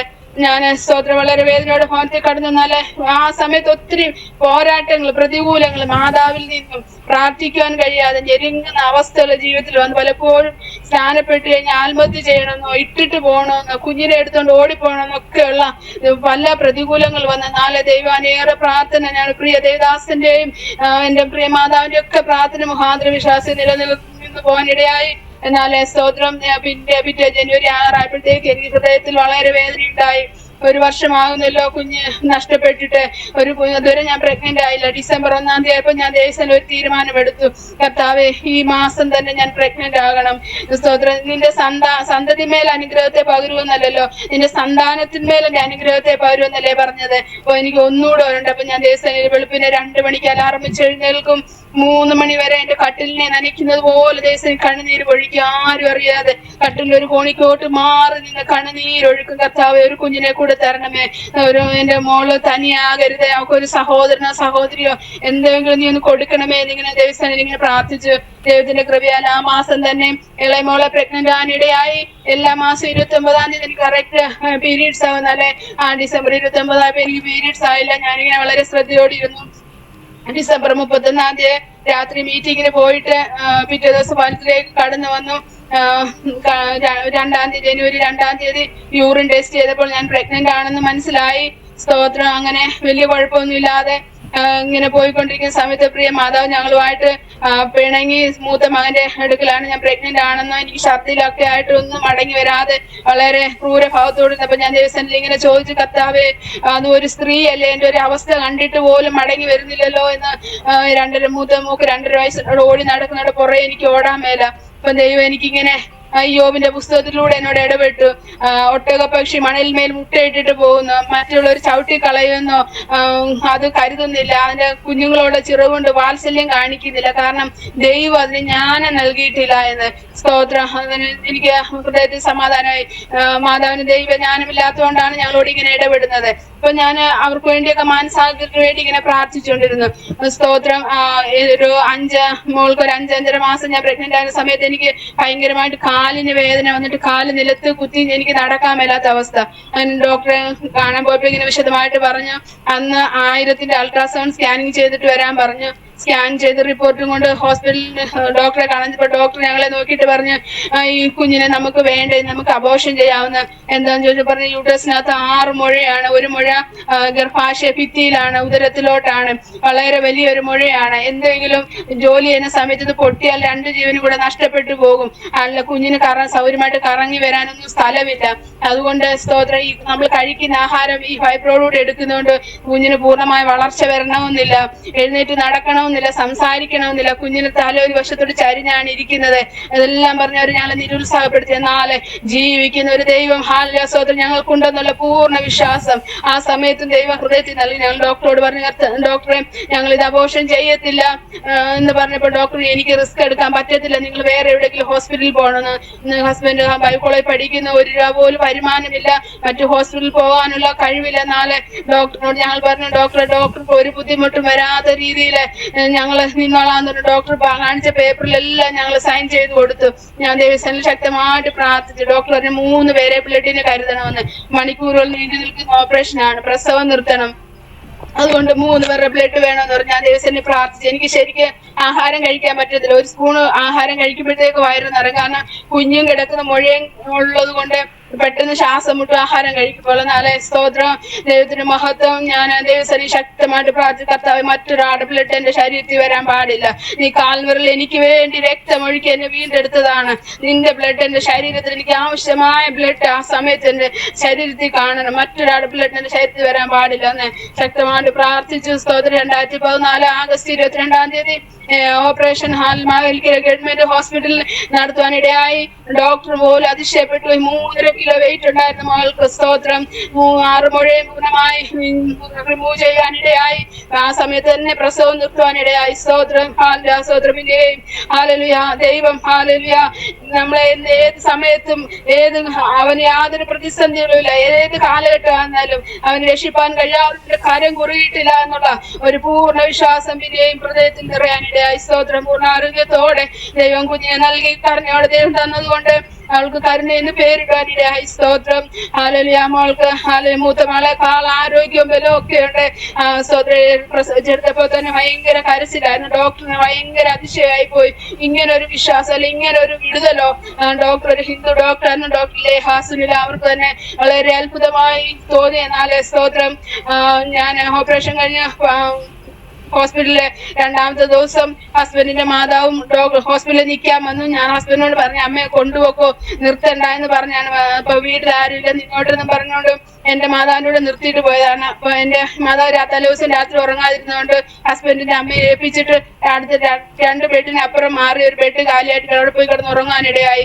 ഞാൻ കിടക്കുന്ന ബെഡിനോട് ചേർന്ന് ഹസ്ബൻഡിന്റെ മാതാവ് ഇങ്ങനെ കിടന്നു. എല്ലാരും ഉറങ്ങുന്ന സമയത്ത് ഗ്ലൂക്കോസ് ഇടുന്ന ഇരുമ്പ് സ്റ്റാൻഡ് ചവിട്ടി എന്റെ വയറിലോട്ട് ഇടാനിടയായി. സ്തോത്രം. ഞാൻ അമ്മ അത് ചവിട്ടിയിട്ട് ഞാൻ കണ്ടുകൊണ്ട് കിടക്കുവാണ്. എനിക്ക് എഴുന്നേൽക്കാൻ കഴിയുന്നില്ല. എത്ര ക്രൂരത ഇങ്ങനെ കാണിച്ചത് എന്താണെന്ന് എനിക്ക് ചിന്തിച്ചെന്നാല് എന്റെ അന്നേരത്തെ ബുദ്ധിമോശത്തിന് ഞാൻ എഴുന്നേറ്റ് സ്റ്റിച്ച് പൊട്ടുവെന്നോ ഒന്നും എനിക്ക് തോന്നിയില്ല. സ്തോത്രം. ഞാൻ ആ ഇരുമ്പ് സ്റ്റാൻഡ് പൊക്കി നേരെ വെക്കുവാനിടയായി. സ്തോത്രം. ദൈവത്തിന്റെ കൃപയാലെ യാതൊരു ബുദ്ധിമുട്ടും ഇല്ലാതെ സ്തോത്രം കഴിഞ്ഞ 4 ഹോസ്പിറ്റലിൽ എനിക്ക് ഭയങ്കര കഫക്കെട്ടും ചുമയൊക്കെ കൂടി മുഖവും തലയൊക്കെ നീര് വെക്കുന്ന ഒരു അനുഭവം. ഡിസ്ചാർജ് ആകാൻ പറ്റുന്നില്ല. ഡോക്ടർ വന്നിട്ട് എന്നെ വിശദമായി പരിശോധിച്ചു. കാലിന് നീരുണ്ടോന്ന് വെച്ചാൽ കാലിനൊന്നും നീരില്ല. എന്നാല് സ്തോത്രം, ആ വെയിറ്റ് ഇങ്ങനെ പൊക്കിയെടുത്ത് വെച്ചാണോ എന്തോന്ന് അറിയത്തില്ല. എന്നാല് കുറെ ദിവസം കൂടെ ഹോസ്പിറ്റലിൽ കിടന്നു, മരുന്നൊക്കെ ചെയ്തു. പിന്നെ സൗഖ്യമായി കോൺഫിലേക്ക് കടന്നു വരാനിടയായി. സ്തോത്രം. ദൈവത്തിന് സ്തോത്രം. അങ്ങനെ ഹാലലുയ സ്തോത്രം. വളരെ സന്തോഷത്തോടെ ഞങ്ങള് പിന്നെ പ്രിയ മാതാവ് ഭവനത്തിൽ കടന്നു വന്ന് സ്നേഹത്തോടെ ആയിരിക്കാൻ ദൈവം സഹായിച്ചു. എന്നാല് ചില മാസങ്ങൾക്ക് ശേഷം വിജയ് മാതാവ് ഞങ്ങളുമായിട്ട് പിണങ്ങി. ഞാനൊന്നും മറുപടി പറയത്തില്ല. എന്നെ എന്തൊക്കെ പറഞ്ഞാലും അസഭ്യങ്ങളെല്ലാം പറഞ്ഞാലും വായി പ്രതിവാദമില്ലാത്തവളെ പോലെ ഇങ്ങനെ ഇരിക്കും. എന്നാല് സ്തോത്രം. പ്രിയ ഞങ്ങളുടെ ഭവനം അതുവരെയും സ്തോത്രം ഒരു ചോർന്നൊലിക്കുന്ന ഒരു ഭവനമായിരുന്നു. ഇപ്പൊ വീടിന് താഴെ വീഴുന്ന പോലെ ഒരു ഭവനമായിരുന്നു. മൂത്ത മാളെ ഇങ്ങനെ തറയിൽ ഇങ്ങനെ കല്ലൊക്കെ മോശി നിൽക്കുന്നതുകൊണ്ട് മുട്ട വലിയാനൊരു സ്വാതന്ത്ര്യമില്ലാതെ ആയിരുന്ന സമയത്ത് ഞാൻ 6 മാസം വരെ ഇളയ മകളെ കൊണ്ട് എന്റെ വീട്ടിലായിരുന്നു. 4 സ്തോത്രം. 6 മാസം ആയപ്പോഴത്തേക്കും എന്റെ ഇളയ സഹോദരന് എന്നോട് അമ്മയോട് വഴക്കിടാൻ തുടങ്ങി. ഇറക്കി വിടുന്ന അമ്മയ്ക്ക് എന്നോട് പറയാൻ മടി. കുഞ്ഞുങ്ങളെ കൊണ്ട് എങ്ങനെ ഇറങ്ങി പോകാൻ പറയാം. അങ്ങനെ എന്റെ രണ്ടാമത്തെ സഹോദരനെ വിളിച്ചു പറഞ്ഞു നിങ്ങൾ വീട്ടിൽ നിൽക്കുന്നതിന് അവന് ഭയങ്കര കെറുവാണ്, വീട്ടിൽ പൊക്കോ എന്ന് പറഞ്ഞുകൊണ്ട് എന്നെ വളരെ ഹൃദയവേദനയോടെ ഞാൻ ആഹാരം കഴിക്കാതെ എനിക്ക് പോലും കഴിക്കേണ്ടത് കൂടെ അവർക്ക് കൊടുത്തു വളർത്തിയ സഹോദരന് കൈക്കുഞ്ഞിനെ കൊണ്ട് ഇറങ്ങാൻ പറഞ്ഞപ്പോൾ ഹൃദയവേദനയോട് ഞങ്ങൾ ആ ഹോസ്പിറ്റലിൽ ഇറങ്ങാനിടയായി. എന്റെ അമ്മാച്ചന്റെ മകനെ വിളിച്ചിട്ട് എന്റെ അമ്മാച്ചനെയൊക്കെ വിളിച്ചിട്ട് എന്റെ സഹോദരൻ പറഞ്ഞു അമ്മയോട് പറയാം അവളെ കൊച്ചുങ്ങളെ ഇറക്കി വിടാൻ 6 മാസമായിട്ടേ പ്രസവിച്ച് കിടക്കുന്നത് ഇത്രയും നാളാണെന്നൊക്കെ ചോദിക്കാനിടയായി. അപ്പൊ അമ്മാച്ചന്റെ മകനെ വിളിച്ചിട്ട് പറഞ്ഞു ചേച്ചി 2 ദിവസം ഞങ്ങളുടെ വീട്ടിൽ കൂടെ വന്ന് നിൽക്കുമെന്ന് പറഞ്ഞ ഇടയ്ക്കിടയ്ക്ക് എന്നെ വിളിക്കും. ഞാൻ അത്രയും വിഷയം വീട്ടിൽ നടക്കുന്നൊന്നും അറിയുന്നില്ല. സ്തോത്രം. ഞാൻ എന്റെ അമ്മാച്ചന്റെ മകനെ വിളിച്ചിട്ട് പറഞ്ഞാ നീ രാവിലെ വരണം, ഞങ്ങൾ അങ്ങോട്ട് വരുവാന്ന്. ഞങ്ങൾ പെട്ടെന്ന് അവിടെ പോയി ബാക്കി ചില ദിവസങ്ങൾ അവിടെ നിൽക്കുവാനിടയായി. ഞങ്ങളുടെ സ്വന്തം ഭവനം ഇല്ലാത്ത ഹസ്ബൻഡ് വീട്ടിലേക്ക് കടന്നു വരുമ്പോൾ ഇപ്പം വീഴുന്ന പോലെ നിൽക്കുന്ന ഭവനത്തിൽ കുഞ്ഞുങ്ങളെ കൊണ്ട് നിൽക്കാൻ ഞങ്ങൾക്ക് വളരെ ഭയമായി. ഞങ്ങൾ ദേവസ്ഥാനിൽ ഇങ്ങനെ വളരെ കരഞ്ഞു. ഒരു 3 ദിവസം ഉപവസിച്ച് പ്രാർത്ഥിച്ച് കർത്താവേ ഞങ്ങൾക്ക് വേണ്ടി ഒരു ഭവനം ഒരുക്കി തരണമെന്ന്. അങ്ങനെ 3 ദിവസം ഉപവാസം കഴിഞ്ഞ് എഴുന്നേറ്റപ്പോൾ ഞങ്ങളെ സ്നാനപ്പെടുത്തിയ പാസ്റ്റർ ഞങ്ങളുടെ സ്ഥലം മാറി കുമളിക്ക് പോയേക്കുമായിരുന്നു. ആ പാസ്റ്റർ കുമളി സഭാചാർട്ട് എടുത്ത് പാസ്റ്റർ ഞങ്ങളെ വിളിച്ച് സംസാരിച്ചു. ഞങ്ങളിങ്ങനെ കാര്യം പറഞ്ഞു ഇന്നടുത്തൊരു ദേവദാസനുണ്ട്, അവർ സഭയിൽ ഒന്ന് പോകാൻ പറഞ്ഞു. അങ്ങനെ കല്ലിശ്ശേരിയിലെ ഒരു വീട് ദൈവകൃപയാൽ ഒരുക്കി തന്നു. കല്ലിശ്ശേരി ഞങ്ങൾ 1 വർഷം താമസിച്ചു. 4 സ്തോത്രം. ദൈവത്തിന്റെ ഹല്ലേലൂയ വേലയിൽ ആ സമയത്തൊക്കെ കുഞ്ഞുങ്ങളെ കൊണ്ട് നടത്തി ഞങ്ങൾ ചെയ്യും. ഞങ്ങളുടെ ദേശത്ത് ഞങ്ങളെ കിട്ടുന്ന തുച്ഛമായ വരുമാനം നീക്കി വെച്ച് ഞങ്ങൾ പട്ടിണി ഇരുന്നാലും നീക്കി വെച്ചുകൊണ്ട് ദേശത്ത് കൺവെൻഷൻ വെക്കാനിടയായി. കൺവെൻഷൻ വെക്കുമ്പോൾ പാടാൻ വരുന്നവർക്കും വേദന ശുശ്രൂഷിക്കുന്നവർക്കെല്ലാം ഞങ്ങളുടെ കൊച്ചു ഭവനത്തിലെ ഭക്ഷണം ഒരുക്കും. കുഞ്ഞുങ്ങളെ 2 പേരും അന്ന് എനിക്ക് ആസോ മിക്സിയോ ഒന്നുമില്ല, വിറക് അടുപ്പയിൽ. എന്നാലേ ഞാൻ വളരെ സന്തോഷത്തോടെ ദേവദാസന്മാർക്ക് ഭക്ഷണം ഒരുക്കി കൊടുക്കും. സ്തോത്രം. അങ്ങനെ അവര് വരുന്ന ദേവദാസന്മാരും കോളേജിലെ സാർമാരും എല്ലാം ഞങ്ങളുടെ ഭവനത്തിന്റെ അവസ്ഥ കണ്ടതാണ്. ഇപ്പം 3-ാമത്തെ വർഷം കോളേജ് പഠിക്കുമ്പോഴാണ് കല്ലിശ്ശേരിയിലെ 1 വർഷത്തേക്കാണ് വീട് കിട്ടിയത്. 1 വർഷം ആറപ്പോൾ അവർ പറഞ്ഞ് വേറെ വീട് നോക്കണമെന്ന് പറഞ്ഞപ്പോൾ ഇങ്ങനെ കോളേജിൽ ഒരു സാറിനോട് സാറേ എവിടെയെങ്കിലും വീടുണ്ടേ പറയണേന്ന് പറഞ്ഞപ്പോൾ പെട്ടെന്ന് പറഞ്ഞ് സുഖം എന്തിനാ ഇങ്ങനെ ഓടി നടക്കുന്നു, നിങ്ങളുടെ വീട് ഞങ്ങളൊന്ന് മെയിൻ്റെനൻസ് ചെയ്ത് തരാമെന്ന്. അപ്പൊ ഹസ്ബൻഡ് വളരെ സന്തോഷത്തോടെ ഓടി വന്നതിനോട് റെഡി ബൈബിൾ കോളേജുകാർ നമ്മുടെ വീട് മെയിൻ്റെനൻസ് ചെയ്ത് തരാമെന്ന്. അപ്പൊ ഞാനിങ്ങനെ ചിന്തിച്ചു കർത്താവേ പോയി കിടക്കുന്ന വീട് അടിക്കടി വെള്ളം പൊങ്ങി മെയിൻ്റെനൻസ് ചെയ്താൽ പിന്നെ അല്ല അത് പൊളിച്ചു പണിയണം. നമുക്ക് അവരോട് പറയാൻ പറ്റത്തില്ലല്ലോ, അവർ ചെയ്തു തരുന്നതല്ലേ. എന്നാലും ഞങ്ങൾ വിശ്വാസത്തോടെ ഞങ്ങൾ ഇപ്പോഴത്തെ വീടിന്റെ പ്ലാൻ വരച്ച് 23-ാം സങ്കീർത്തനം വെച്ച് ഞങ്ങൾ 4 പേര് പിഞ്ചു കുഞ്ഞുങ്ങളെ കൈവച്ച് പ്രാർത്ഥിക്കും കർത്താവേ ഇതുപോലൊരു ഭവനം ഒന്ന് പ്രാർത്ഥിച്ചുകൊണ്ടിരുന്ന. 4 ദിവസം മേസ്ത്രി മൈക്കാടും ഒക്കെ വന്ന് വീടിന്റെ ഷെയ്ഡ് പൊളിച്ചു കളഞ്ഞിട്ട് ബാക്കി മെയിൻ്റെനൻസ് ചെയ്യാൻ വേണ്ടിയിട്ട് മൈക്കാട് ചെയ്യുന്ന പയ്യനെ വീടിന്റെ ചിമ്മിയുടെ പുറത്ത് കയറി 7 വെച്ച് കയറി നിന്നോണ്ട് ഷെയ്ഡ് അറുത്ത് വിട്ടതാണ്. മൊത്തം ഇടിഞ്ഞകത്തോട്ട് അങ്ങ് വീണു. ആ പയ്യൻ എങ്ങനെ രക്ഷപ്പെട്ടെന്ന് അവൻ അറിയത്തില്ല. ഞങ്ങൾ ഓടി വന്ന് ചോദിച്ചാൽ നിനക്ക് എന്തെങ്കിലും പറ്റുമോ? ഇല്ല ചേച്ചി, ഞങ്ങളെ എങ്ങനെ ഇവിടെ വന്നതെന്ന് എനിക്ക് അറിയത്തില്ല എന്ന്. അദ്ദേഹത്തെ ഒരു പോറൽ പോലും ഏൽക്കാതെ ദൈവനെ താഴെ ഇറക്കി. ആ വീട് മൊത്തം ഇടിഞ്ഞ് അകത്തോട്ട് വീഴുവാനിടയായി. ഇത് കണ്ടുകൊണ്ട് കോളേജ് ഡയറക്ടർ സാർ പറഞ്ഞ് മൊത്തം പൊളിച്ച് പണിയാന്ന്. അങ്ങനെ ഞങ്ങൾ ആഗ്രഹിച്ച പ്രകാരം പൊളിച്ച് ഒരു കുഞ്ഞു വീട് ഞങ്ങൾക്ക് ദൈവം ഞങ്ങളുടെ ഒരു രൂപ പോലും ഇല്ല. ദൈവത്തിന്റെ കൃപയാൽ ഒരു ഭവനം ഞങ്ങൾക്ക് ദൈവം ആ ദേശത്ത് നിന്നിച്ചവരുടെ മുൻപിൽ ദൈവം ഞങ്ങളെ മാനിച്ചു. സ്തോത്രം. ദൈവം ചെയ്ത അത്ഭുതങ്ങൾ എത്ര സ്തുതിച്ചാലും എത്ര വർണ്ണിച്ചാലും മതിയാകാത്ത വിധത്തില് ദൈവം ഞങ്ങളെ ഇനിയോളം വഴി നടത്തി. സ്തോത്രം. ഹല്ലേലൂയ. അങ്ങനെ ഹല്ലേലൂയ ഞങ്ങളെ സ്തോത്രം പ്രാർത്ഥന ഞങ്ങളുടെ കൊച്ചു ഭവനത്തിലെ ചെറിയ കൂട്ടായ്മ ഇങ്ങനെ നടന്നു വിടുന്നാല് ദൈവ വേലയ്ക്ക് ഇറങ്ങാനുള്ള എനിക്കൊരു മടി ഇങ്ങനെ ഹൃദയത്തിലിരുന്നു. അങ്ങനെ ഒരു ദിവസം ഞാനൊരു ദർശനം ഇങ്ങനെ ദൈവം എന്നെ കാണിച്ചു. ഞങ്ങളുടെ വെള്ളം കയറുന്ന കുട്ടനാട് പ്രദേശമാണല്ലോ. ഞാൻ ഇളയ മകളെ തോളിലിട്ടുകൊണ്ട് ഒരു കടുത്ത് വെള്ളത്തിൽ നിൽക്കുക. വെള്ളം അക്കരെ ചെന്നടുത്തു. ഞാൻ വെള്ളത്തിൽ നിന്നിറങ്ങി റോഡിലോട്ട് കയറി അടുത്ത് കണ്ട കടയില് ഇങ്ങനെ എന്തോ സാധനം മേടിച്ചുകൊണ്ട് നിൽക്കുമ്പോൾ വലിയ നിലവിളി ഇങ്ങനെ പുറകെ കേൾക്കുന്നു. ഞാൻ ഈ ദർശനം കണ്ടു. അപ്പൊ ഞാൻ നിലവിളി കേട്ടോണ്ട് പുറകെ തിരിഞ്ഞു നോക്കിയിട്ട് ഒരാളോട് ചോദിച്ചു എന്തോ പറ്റി, ആരാ ഇങ്ങനെ നിലവിളിക്കുന്നു ചോദിച്ചോ. പറഞ്ഞു കണ്ടില്ലയോ, ആകാശത്തോട്ടൊന്ന് നോക്കാൻ പറഞ്ഞു. ഞാനിങ്ങനെ മേലോട്ട് നോക്കുമ്പോ വലിയ ഉരുളൻ കല്ലുകൾ താഴോട്ട് വീഴുക. അപ്പൊ എനിക്കിത് കണ്ടിട്ട് ഭയങ്കര ഭയം. ഞാൻ പെട്ടെന്ന് കുഞ്ഞിനെ എന്റെ സൈഡിലോട്ട് നിർത്തി പിടിച്ചോണ്ട് ഞാൻ അവിടെ നിന്ന് ദൈവത്തെ ആരാധിക്കാൻ തുടങ്ങി. ആരാധിച്ചോണ്ടിപ്പോ ദൈവം എന്നോട് പറഞ്ഞു കണ്ണു തുറന്ന് ചുറ്റും നോക്കാൻ പറഞ്ഞു. ഞാൻ കണ്ണു തുറന്ന് ചുറ്റും നോക്കുമ്പോൾ വലിയൊരു കൂട്ടം എന്റെ കൂടെ നിന്ന് ആരാധിക്കുക. ഇങ്ങനെ ആരാധിക്കുന്നവർക്ക് ഒരു കുഴപ്പമില്ല. ഇങ്ങനെ അലറി ഓടുന്നവർ ദേഹത്ത് കല്ല് വീഴാതിരിക്കാൻ ഇങ്ങനെ ഓടുക. അപ്പൊ ദൈവാത്മ പിന്നെ എന്നോട് സംസാരിച്ചു, നീ അലറി ഓടുന്ന ആരാണെന്ന് സൂക്ഷിച്ചു നോക്കാൻ പറഞ്ഞു. ഞാൻ അലറി സൂക്ഷിച്ചു നോക്കുമ്പോൾ യൗവനക്കാരുടെ മേല് കല്ല് വീഴുന്നു. എന്റെ ചുറ്റും നിൽക്കുന്ന ആരാധിക്കുന്ന ഒരു പ്രായമുള്ള ഒരു മനുഷ്യരാണ്. യൗവനക്കാർ മൊത്തം ഹാലലിയ ഹാലലി ഈ കല്ല് ദേഹത്ത് വീഴാതിരിക്കാന് നിലവിളിച്ചുകൊണ്ട് 4 വാർഡ് ഓടുന്ന അവസ്ഥ. ദൈവനോട് ചോദിച്ചു ഇവർക്ക് വേണ്ടി ആര് പോകുമെന്ന്. ദൈവസരി സമർപ്പിച്ച് കർത്താവെ ഞാൻ പൊക്കോളാം, നിന്റെ പേര് ഞാൻ ചെയ്തോളാമെന്ന്. സ്തോത്രം. അന്ന് മുതൽ ഇന്ന് വരെയും ദൈവസരി സമർപ്പിച്ചിറങ്ങി യൗവനക്കാർക്ക് വേണ്ടി ദേശത്തിന് വേണ്ടി നിൽക്കുവാൻ പ്രാർത്ഥിപ്പാൻ ദൈവം സ്തോത്രം ഒരുക്കിയെടുത്തതിനായി സ്തോത്രം ചെയ്യുന്നു. ഹാലലിയ അന്ന് മുതൽ ഇന്ന് വരെയും ദൈവസനി ഞങ്ങൾ കുടുംബമായി വേല ചെയ്യുന്നു. ദൈവസഭയുടെ നെല്ലാട് ചർച്ചിലെ ഹാലല സഭാചാർജനായിട്ട് ആയിരിക്കുന്നു. ദൈവം ഹാല സ്തോത്രം പല വിധത്തില് ഞങ്ങളുടെ ഭാരത്തിന്റെ സമയങ്ങള് ഭാരങ്ങള് പ്രയാസങ്ങള് ജീവിതത്തിൽ ഏറുമ്പോൾ ഇന്നയോളും ഞങ്ങളെ നടത്തിയ ദൈവം, ഞങ്ങളെ ഹാലല മാനിച്ച ദൈവം, നിന്ദിച്ചവർ പരിഹസിച്ചവർ എല്ലാം മുമ്പ് സഹോദരന്മാരെക്കാൾ എല്ലാവരെയും ദൈവം മാനിച്ചു. ഇന്നും സഹോദരന്മാരൊക്കെയും എന്താ ആവശ്യം വന്നാല് ഞങ്ങളോടാണ് ആലോചന ചോദിക്കുന്നത്, ഓടി വരുന്നതും ഒക്കെ. ദൈവത്തോളം മാനിച്ച് ഞങ്ങൾക്ക് വിശ്വസനായി ഞങ്ങളോട് കൂടെ ഇരുന്ന ദൈവത്തെ എത്ര പുകഴ്ത്തിയാൽ എത്ര വർണ്ണിച്ചാലും മതിയാകില്ല. അവൻ ചെയ്ത ഉപകാരങ്ങളെ സ്തോത്രം. ഹല്ലേലൂയ. വിശ്വസ്തനായി നിന്ന് നമ്മൾ പലപ്പോഴും അവിശ്വസ്തരായി തീർന്നിട്ടുണ്ട്. പ്രയാസങ്ങൾ കടന്നു വരുമ്പോൾ അവിശ്വസ്തരായി തീർന്നിട്ടുണ്ട്. ദൈവം വിശ്വസ്തനായി ഇന്നയോളം ഞങ്ങളെ വഴി നടത്തിയ ദൈവത്തിന് വൻകൃപകൾക്കായി സ്തോത്രം ചെയ്യുന്നു.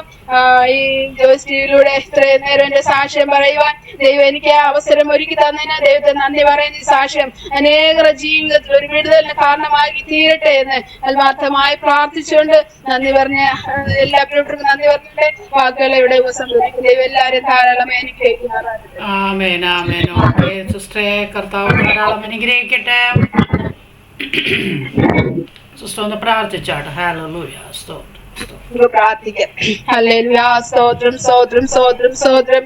പരിശുദ്ധനും നിത്യനും നീതിമാനുമായ സ്വർഗ്ഗീയ കർത്താവേ, അനുഗ്രഹമേറെ നല്ല സമയത്തിനായി ദൈവത്തെ സ്തുതിക്കുന്നു. സ്തോത്രം കർത്താവേ. നാഥാ, ദൈവത്തെ ഉയർത്തുവാൻ ദൈവം ചെയ്ത ഉപകാരങ്ങളൊക്കെ സാക്ഷീകരിപ്പാൻ ദൈവം ഒരുക്കി തന്ന വിലയേറെ സാവകാശത്തിനെ നന്ദിയോടെ സ്തുതിക്കുന്നു. സ്തോത്രം ചെയ്യുന്ന കർത്താവേ, ഇത് കേൾക്കുന്നവരുടെ ഹൃദയത്തിൽ ഒരു രൂപാന്തരം ഉണ്ടാകുവാൻ ദൈവം സഹായിക്കണം. ഇതുമൂലം അനേക രക്ഷയുടെ അനുഭവത്തിലേക്ക് കടന്നു വരുവാൻ സ്വർഗ്ഗം കൃപ ചെയ്യണമേ പ്രാർത്ഥിക്കുന്നത്. ഇരുട്ടിലിരിക്കുന്ന ജനം വലിയ വെളിച്ചം കണ്ടെന്ന വചന പ്രകാരം കിടക്കുന്ന ജനത്തിന്റെ ഹൃദയത്തിലേക്ക് ആഴമായി പതിയുവാൻ സ്വർഗ്ഗയിടയാക്കണമേ പ്രാർത്ഥിക്കുന്നത്. സ്തോത്രചാനൽ ദൈവം അനുഗ്രഹിക്കണം. സാക്ഷ്യങ്ങള് കർത്താവെ സ്വന്തം ഹാലയോട് കേൾപ്പിക്കാൻ പ്രിയപ്പെട്ടവരെ സഹായിക്കണമേ. പ്രിയാന്റിയെ കുടുംബത്തെ അനുഗ്രഹിക്കണമേ എന്ന് പ്രാർത്ഥിക്കുന്നത്. വിവരങ്ങളിലേക്ക് സ്വന്തമായി ഏൽപ്പിച്ച് പ്രാർത്ഥന പ്രാർത്ഥനകൾ യാതൊരു കേട്ടുകൊണ്ട് സ്തോത്രം. സലോ ഞങ്ങൾക്കായി ജീവൻ നൽകിയ യേശുരക്ഷന്റെ വിലയേറിയ നാമത്തിൽ തന്നെ ആമേൻ. ആമേൻ. Okay sister.